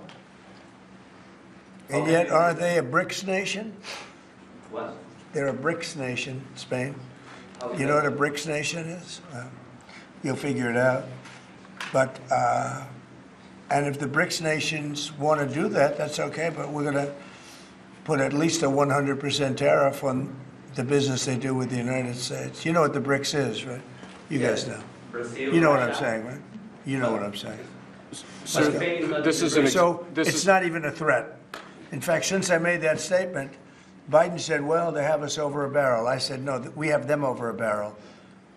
And there's no way they're going to be able to do that. this is an executive order relating to 100% tariffs, those countries, like Spain. As a BRICS nation, yes. But how They'll is have a that 100% tariff if they so much as even think about doing what they thought. Can you explain how is Which, and therefore they'll give it up immediately. So will China give it up. So this is about reforming the system of hiring in the federal government to ensure that merit is the lodestar of hiring decisions as As opposed per to the Supreme Court. other matters. Yes, sir. This is a big deal, merit. Our country is going to be based on merit again. Can you believe it? Mr. President, you had said you would end the Russia-Ukraine war on your first day in office. Where do things stand right now, and how do you intend? Well, this is only half a day. I have another half a day left. We'll see. We Sir. want to get it done. This is an order creating and implementing the Department of Governmental Efficiency, known as DOGE. Okay, that's a big one. Is Elon Musk going to get a West Wing office? No, he's getting an office for about 20 people that we're hiring to make sure that these get implemented.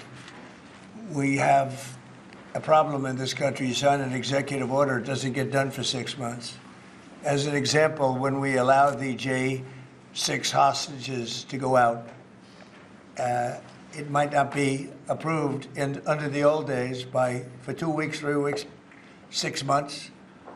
You know, they had a good ruling from the Supreme Court, and it's like nothing happened. That ruling was 6 months ago, you know that. And it was like they didn't have a ruling. They've been treated very unfair. The judges have been absolutely brutal. The prosecutors have been brutal. Nobody's ever treated people in this country like that. Mr. President, are you commuting the sentences of anyone who assaulted a police officer on January 6th? Well, we're looking at 2 police officers, actually, that Washington police officers who went after an illegal, and things happened, and they ended up putting them in jail. They got 5-year jail sentences. You know the case. And we're looking at that in order to give them we got to give them a break. But is there clemency in your actions today for anyone? Well, it would be a pardon. That would be a pardon. The one I'm talking about would be a pardon. Here you go, sir. This is Should there an be punishment for the people who assaulted law enforcement officers that day? Well, I will say this. They've been in jail for a long time already. I see murderers in this country get 2 years, 1 year, and maybe no time. So they've already been in jail for a long time. These people have been destroyed. What they've done to these people is outrageous. There's rarely been anything like it in history, in the history of our country. And even people that were aggressive, and in many cases, I believe they happen to be outside agitators, but, you know, what do I know, right? But I think they were outside agitators. There were outside agitators involved. And obviously the FBI was involved because Ray admitted the FBI was involved. Didn't he say 23 people, indirectly or directly, were involved? And it was then 26. That's a lot of people. Now we got to take care of these people have been treated so badly. It's never happened before. What happened in Seattle where they took over a big portion of the city? What happened in Portland where they burn down the city every day and people die? Nothing happened to anybody. But they go after these people violently. I mean, they're still going after brand new people. They found somebody else with a picture.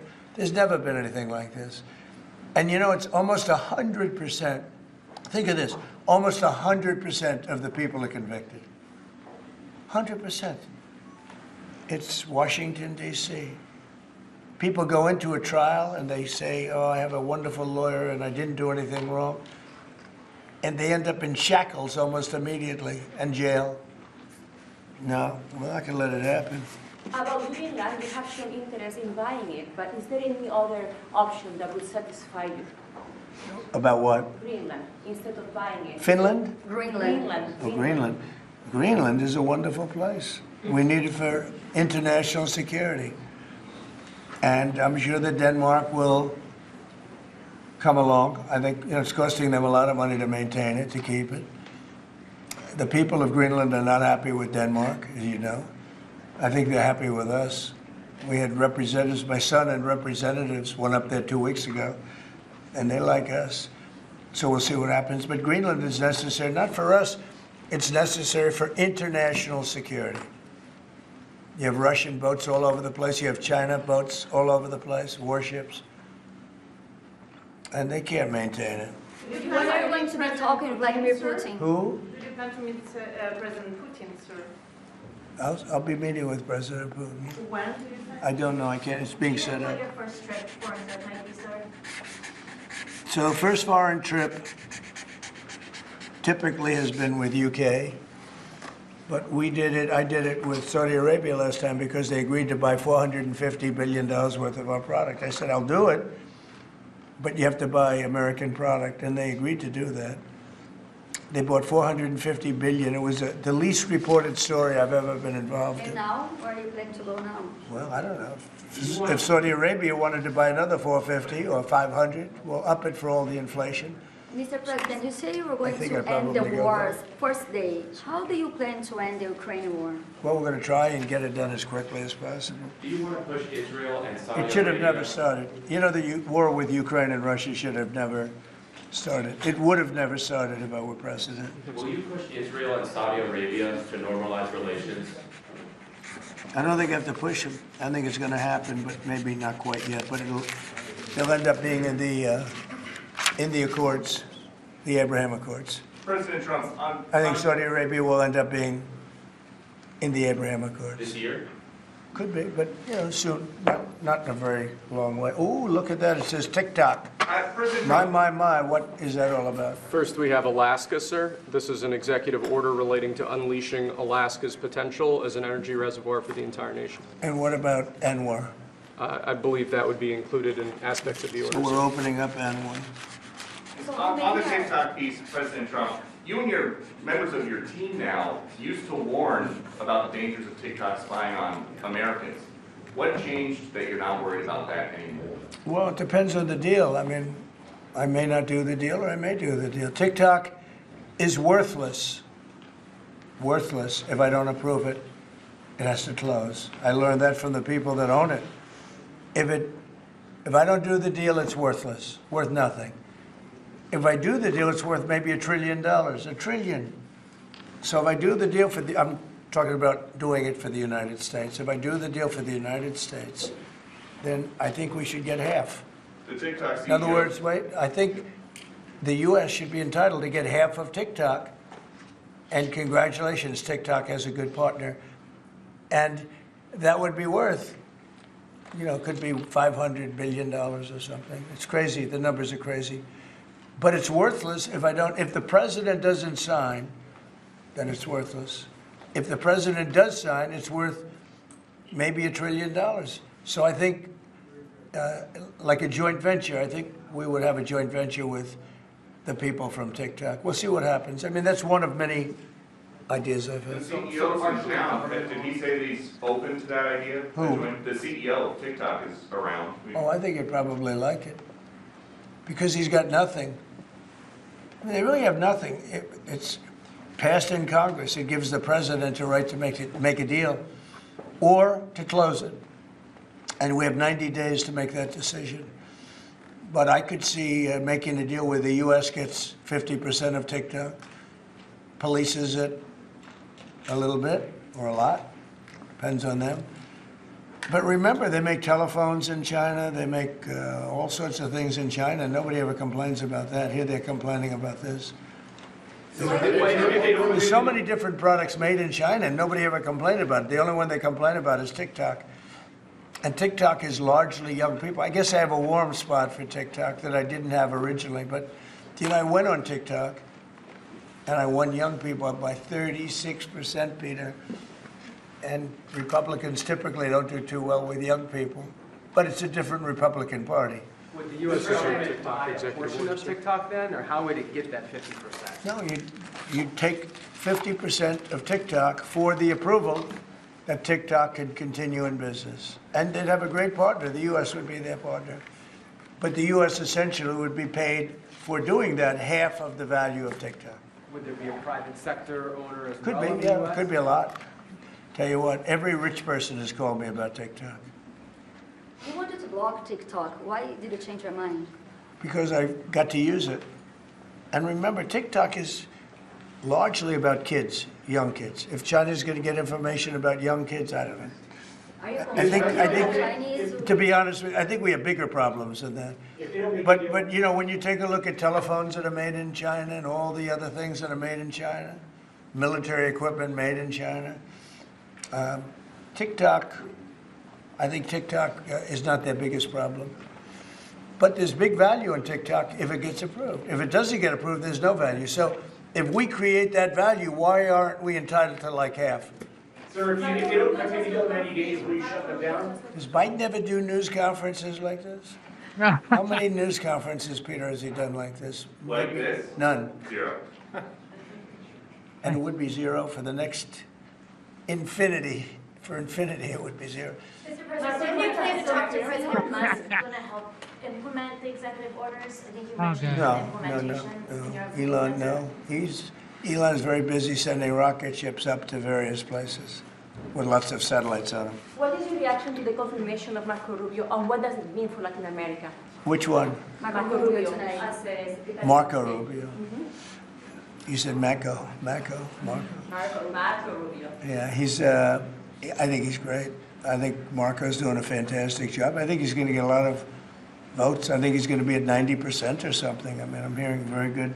People know him. They know him in the Senate. They know he's good. He's doing a good job. I don't know. I can't tell you. I don't know what's going to happen with that. He's got some very strong ideas, though, Marco.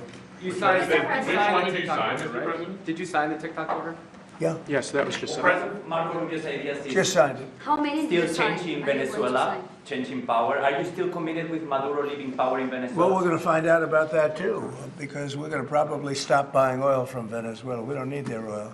Another embargo like the first term? Well, it could be, but we don't want to buy. We don't have to buy their oil. We have plenty of oil for ourselves, so President Trump, that'll change Venezuela quite a bit. President Trump, there was a lot of concern about this during the campaign. A question that only works today. Are you a dictator on day one? No. I can't imagine even being called that. No, I believe in the sanctity of the vote. The Democrats didn't because they cheated like dogs, but I believe in the sanctity, and this was too big to rig. This last election was just too big to rig. Mr. But President, no, believe in climate really change. the opposite. when do you plan to speak to President Putin? Could be very soon. And you talked a bit about Ukraine and Russia, but how long do you think it would take to end that conflict? And I have to speak to President Putin. We're going to have to find out. He can't be thrilled. He's not doing so well. I mean, he's grinding it out, but most people thought that war would have been over in about 1 week. And now you're into 3 years, right? So he can't be thrilled. It's not making him look very good.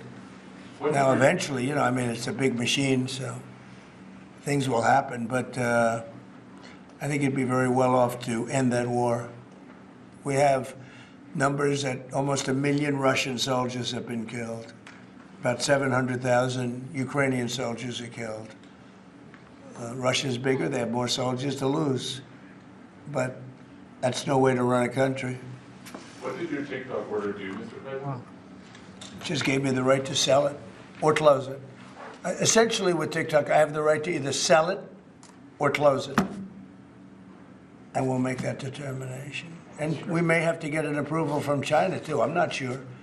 But I'm sure they'll approve it.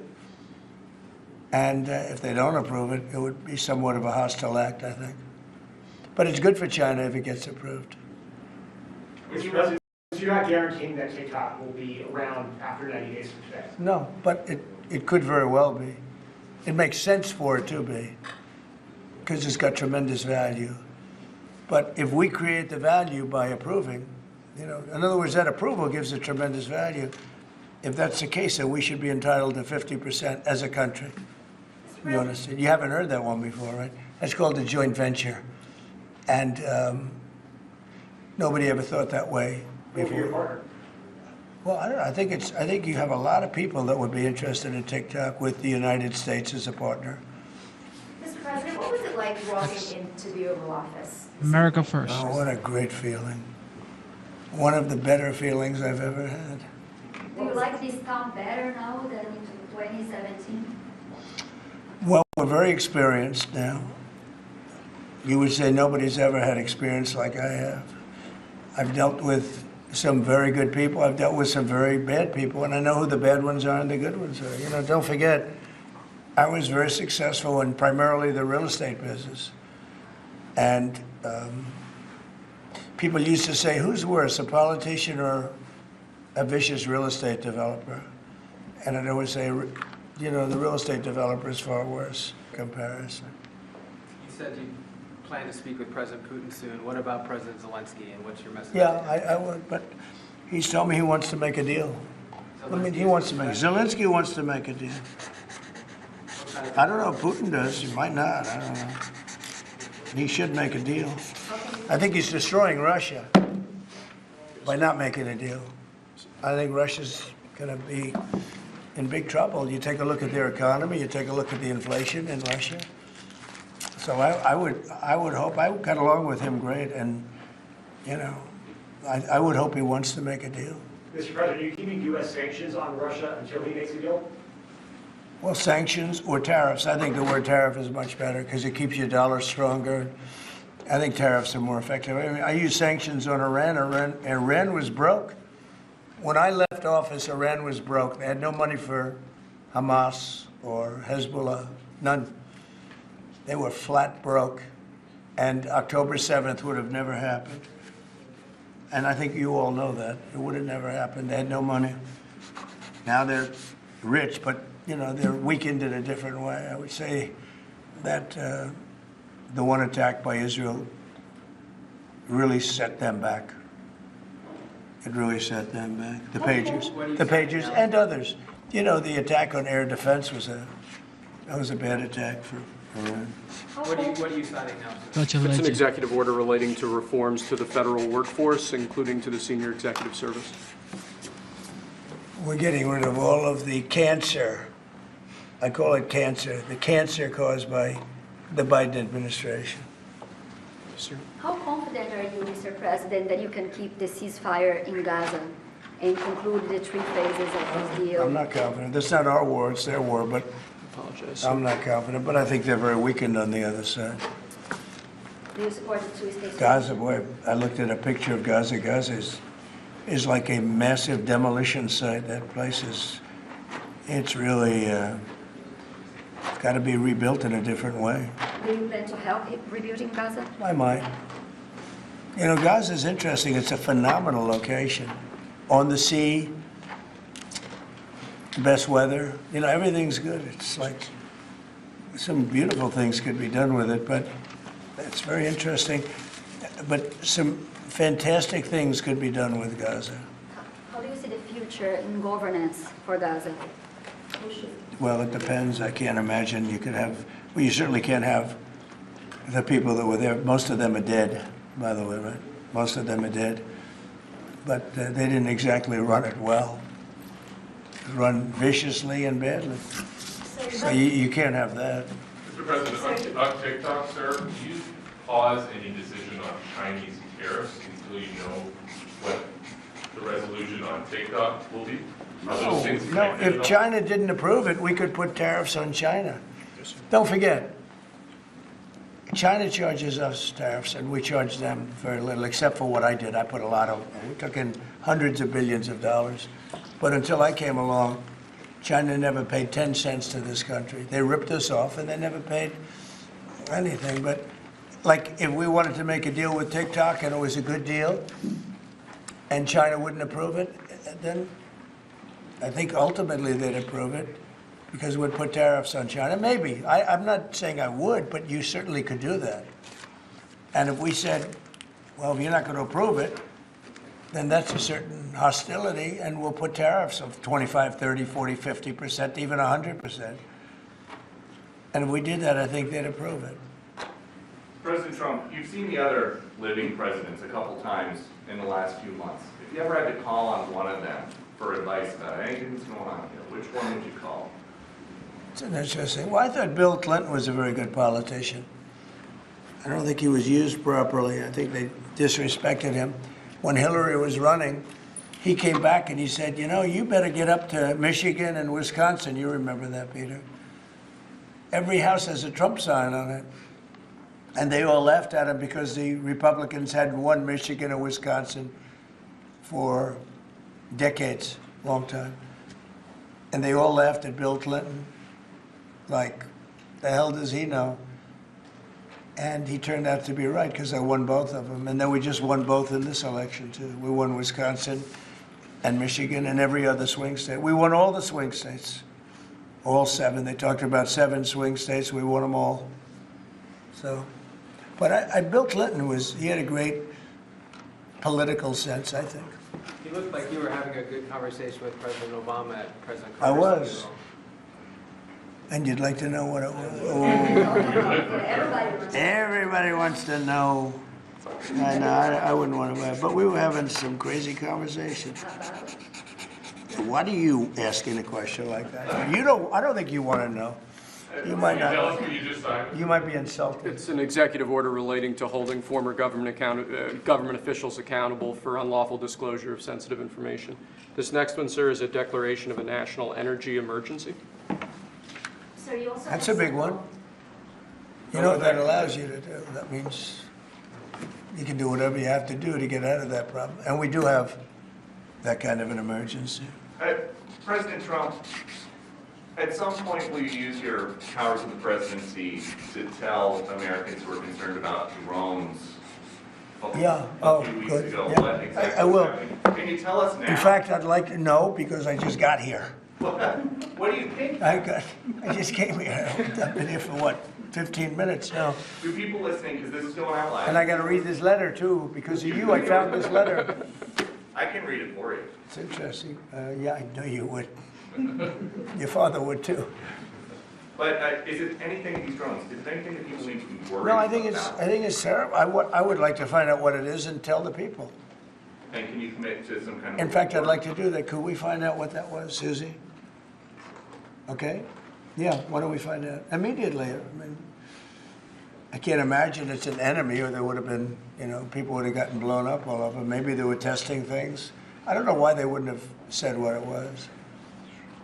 They had a lot of them flying over Bedminster, which is interesting, right? And with the events today and yesterday, was everything moved inside just for cold weather, or was there some kind of security concern? No security. Because they had everything shut down to drones. You can shut that down pretty easily if you're sophisticated. They're very sophisticated, these people. No, it was just cold weather. And we made a good move because, first of all, I thought it was incredible in the Capitol today. You know why I liked it? Because I got great reviews on that speech. I got great reviews. Can you believe it? They actually were fair. This is Maybe the fake news is changing. Unleashing energy production. Yeah, unleashing energy production. But I thought it was, I think having it in the Capitol is great. Obviously, you can take care of the people you have to take care of. The city was booming. And if we would have done it outside, people would have been hurt because it was really cold. It was looked sunny. But when you stood outside for 10 minutes, people were running back in. It was really cold and really windy. The wind brings it down a lot. So we made the right decision. You couldn't have stayed. I don't think you could have had it out. You know how cold it was today. It was, people went out for a little while just to test it. They couldn't stay out more than 10 minutes. They all came back in. So we would have had a disaster if we did that, and people would have been hurt. The unlawful disclosure, EO, is that related to the Hunter Biden situation? Which one? The one on unlawful disclosures by federal officials, is that related to the No, letter? I think it's just more general than that. It's not Hunter Biden. I was surprised that President Biden would go and pardon his whole family, because that makes him look off my family. I said, if I do that, it's going to make me look very guilty. I don't think I'd be sitting here, frankly. If I did that, I don't think I'd be sitting here right now, because I would have shown that you're guilty. But by pardoning his brother or brothers, by pardoning all of those people that he pardoned, by pardoning J6, the Unselect Committee, they destroyed all of the documents. They deleted all of the information. There's no information. And a lot of the information pertains to Nancy Pelosi, because she was given 100, I mean, you know this, it's on tape with her daughter. Nancy Pelosi was responsible for not taking advantage of 10,000 soldiers or 1,000. You wouldn't have you could have used 400. It was a relatively small crowd. It wasn't the crowd that was at the mall. It was a small crowd. So I was a little bit surprised that he did it, because it makes him look guilty. I mean, he's going to have to live with it. Now, with that being said, it's unbelievable precedent it creates for a president.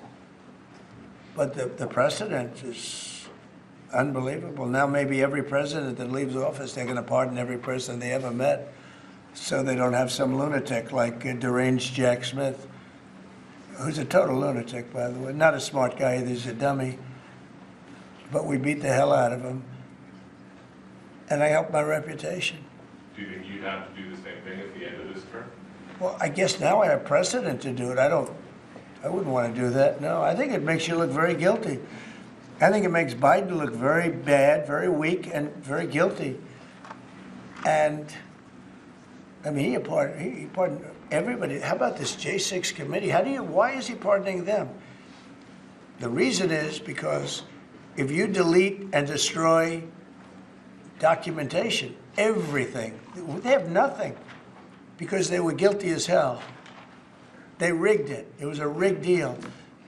And when you do that, they look very bad. But I was a little surprised he did it. Liz Cheney, I mean, she's a lunatic.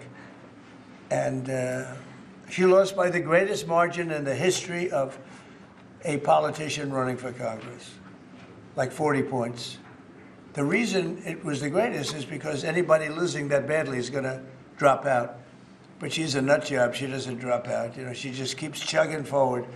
And she lost by almost 40 points. That's the biggest number anybody's ever lost by. But why would Biden do that? He pardoned her and pardoned everybody. The reason is that they destroyed documents. And if you're even in a civil case, which this wouldn't be, I mean, people go to jail for a long time for doing that. What's this one? That's unleashing American energy, sir. It relates to easing permitting processes and other regulatory systems to ensure that we can produce energy efficiently to drive the American economy forward. President Trump, looking around the office, we noticed some changes from the way the Biden had it set up. Can you confirm that you have added back the Diet Coke play? I think this,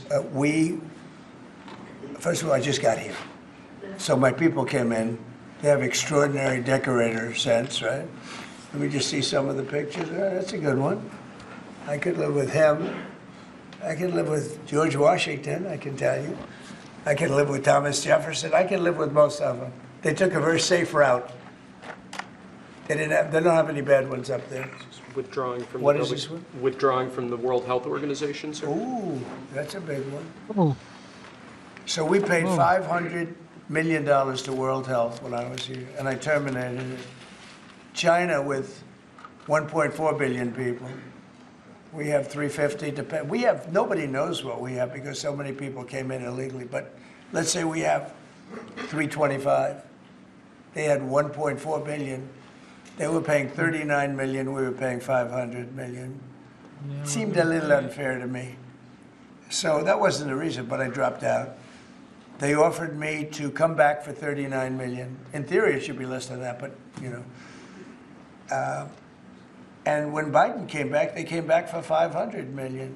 He knew that you could have come back for $39 million. They wanted us back so badly, so we'll see what happens. Mr. President, Pretty sad though, think of it. China pays $39 million and we pay $500 million. And China's a bigger country. Mr. President, you spoke about inflation today in your remarks.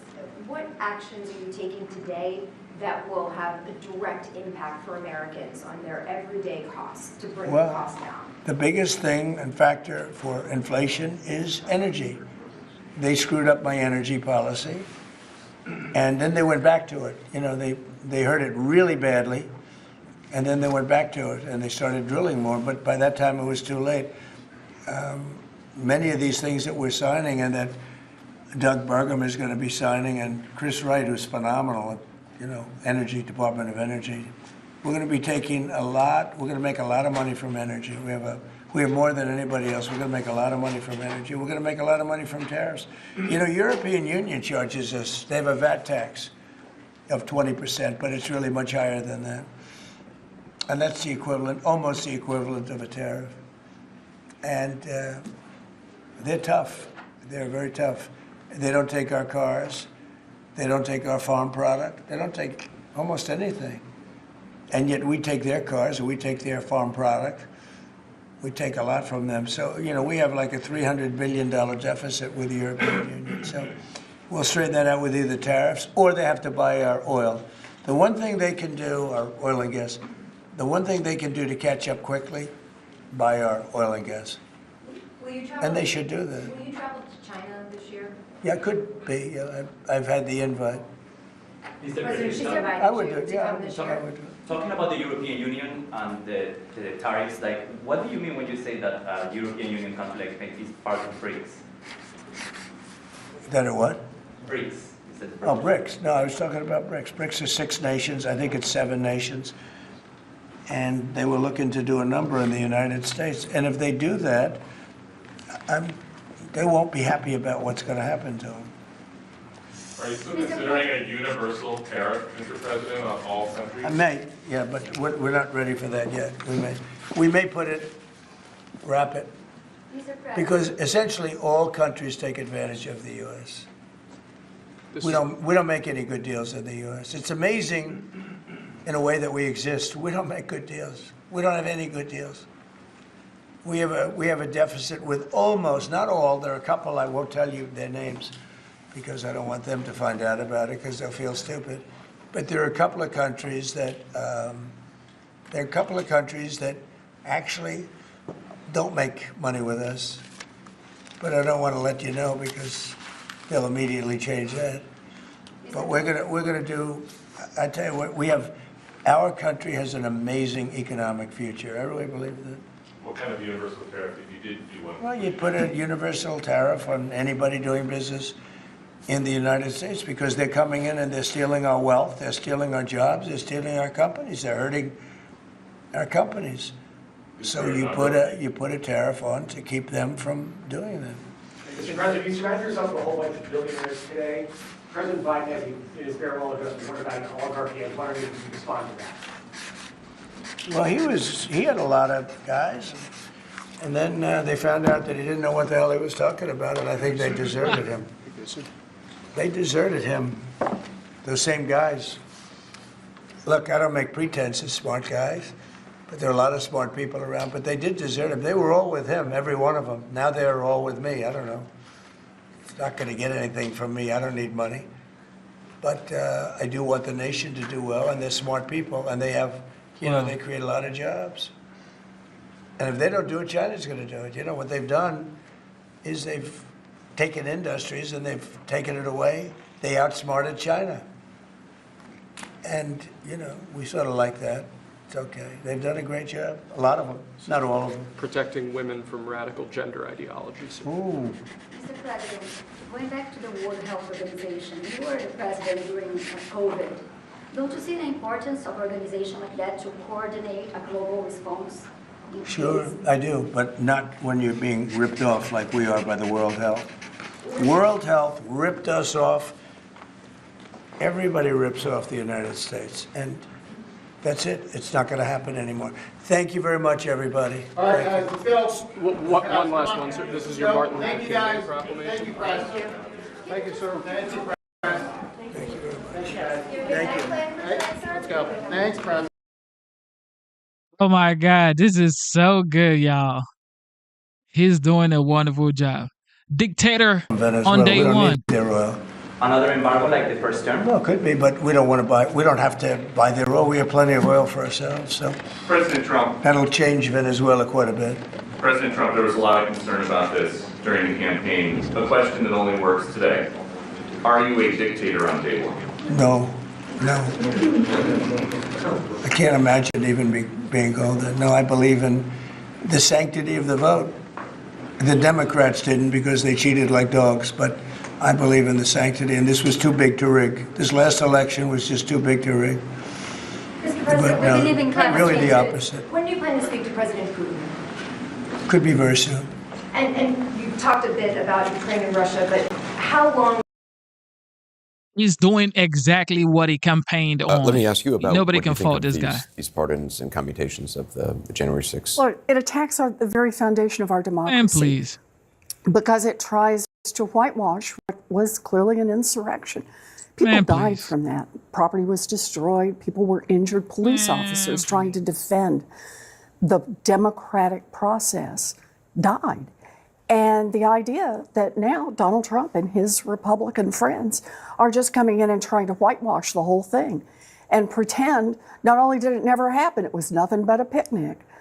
And that's just not going to work. He seems to have a lot of new friends, too, who appeared today. I'm wondering what you made of what you think the message President Trump was trying to send by having, Tim Cook, Jeff Bezos, obviously Elon Musk,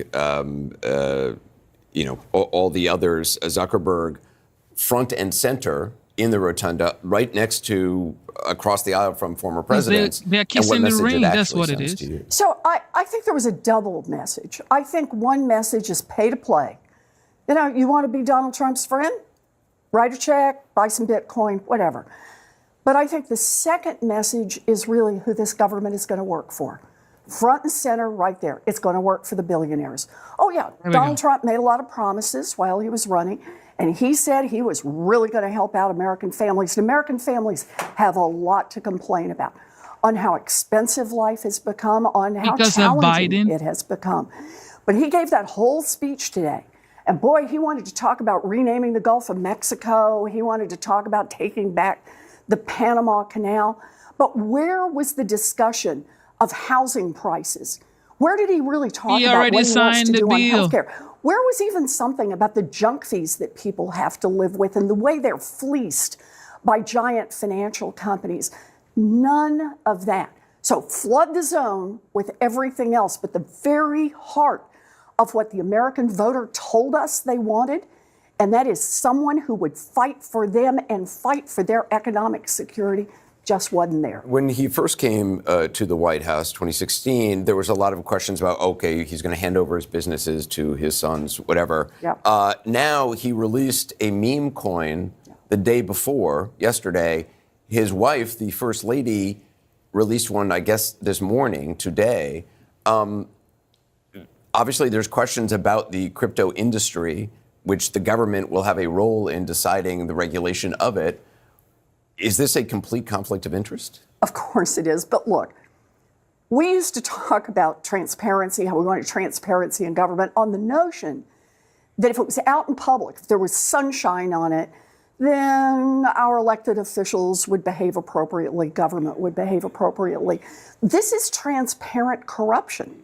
It's just right out there for everybody to see. You want to influence Donald Trump, help make him richer. You want to influence Melania Trump to influence Donald Trump, make her richer. You no longer have to sign up at the Trump Hotel. You just actually come in and make a purchase right online.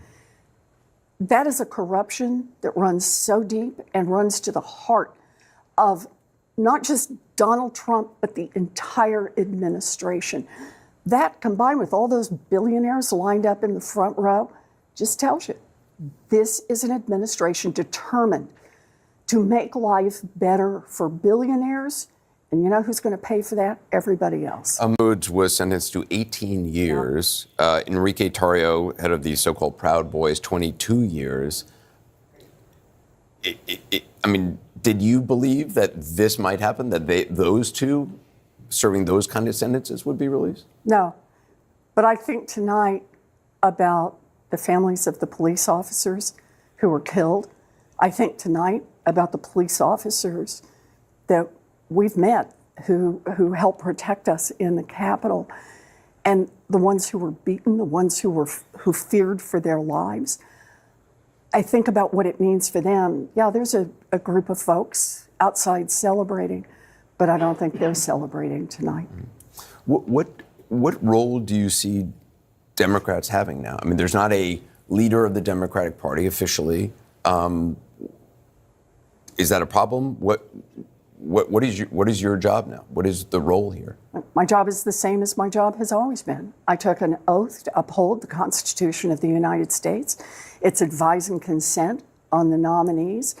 And that means we do as much as we can for accountability, as much as we can to try to bring to the American people what is happening right now in Washington and to put that information in front of them and to keep pointing out what is also not happening. Like I said, this is a moment to flood the zone. There's so much to look at. But it's the promises that were made that aren't being kept tonight. The promises that people's lives were actually going to get better, that people were going to be more secure financially, that people could count on a government that didn't work for a handful of billionaires, but that worked for them. And those promises have been left in the dust. The last-minute pardons by then President Biden to his family members, there were pardons earlier this morning, which were reported on, but these last-minute pardons, he chose to, make at the last minute when there wouldn't be as much attention, obviously, and there wouldn't kind of overshadow the ride to the Capitol. Was that a mistake? Look, President Biden should answer for himself, but it's a sad day in America when someone leaving office has to look around and say, am I facing a new president and a new administration who's going to come after my family just because they're my family? That's going to come after people I love just because I love them?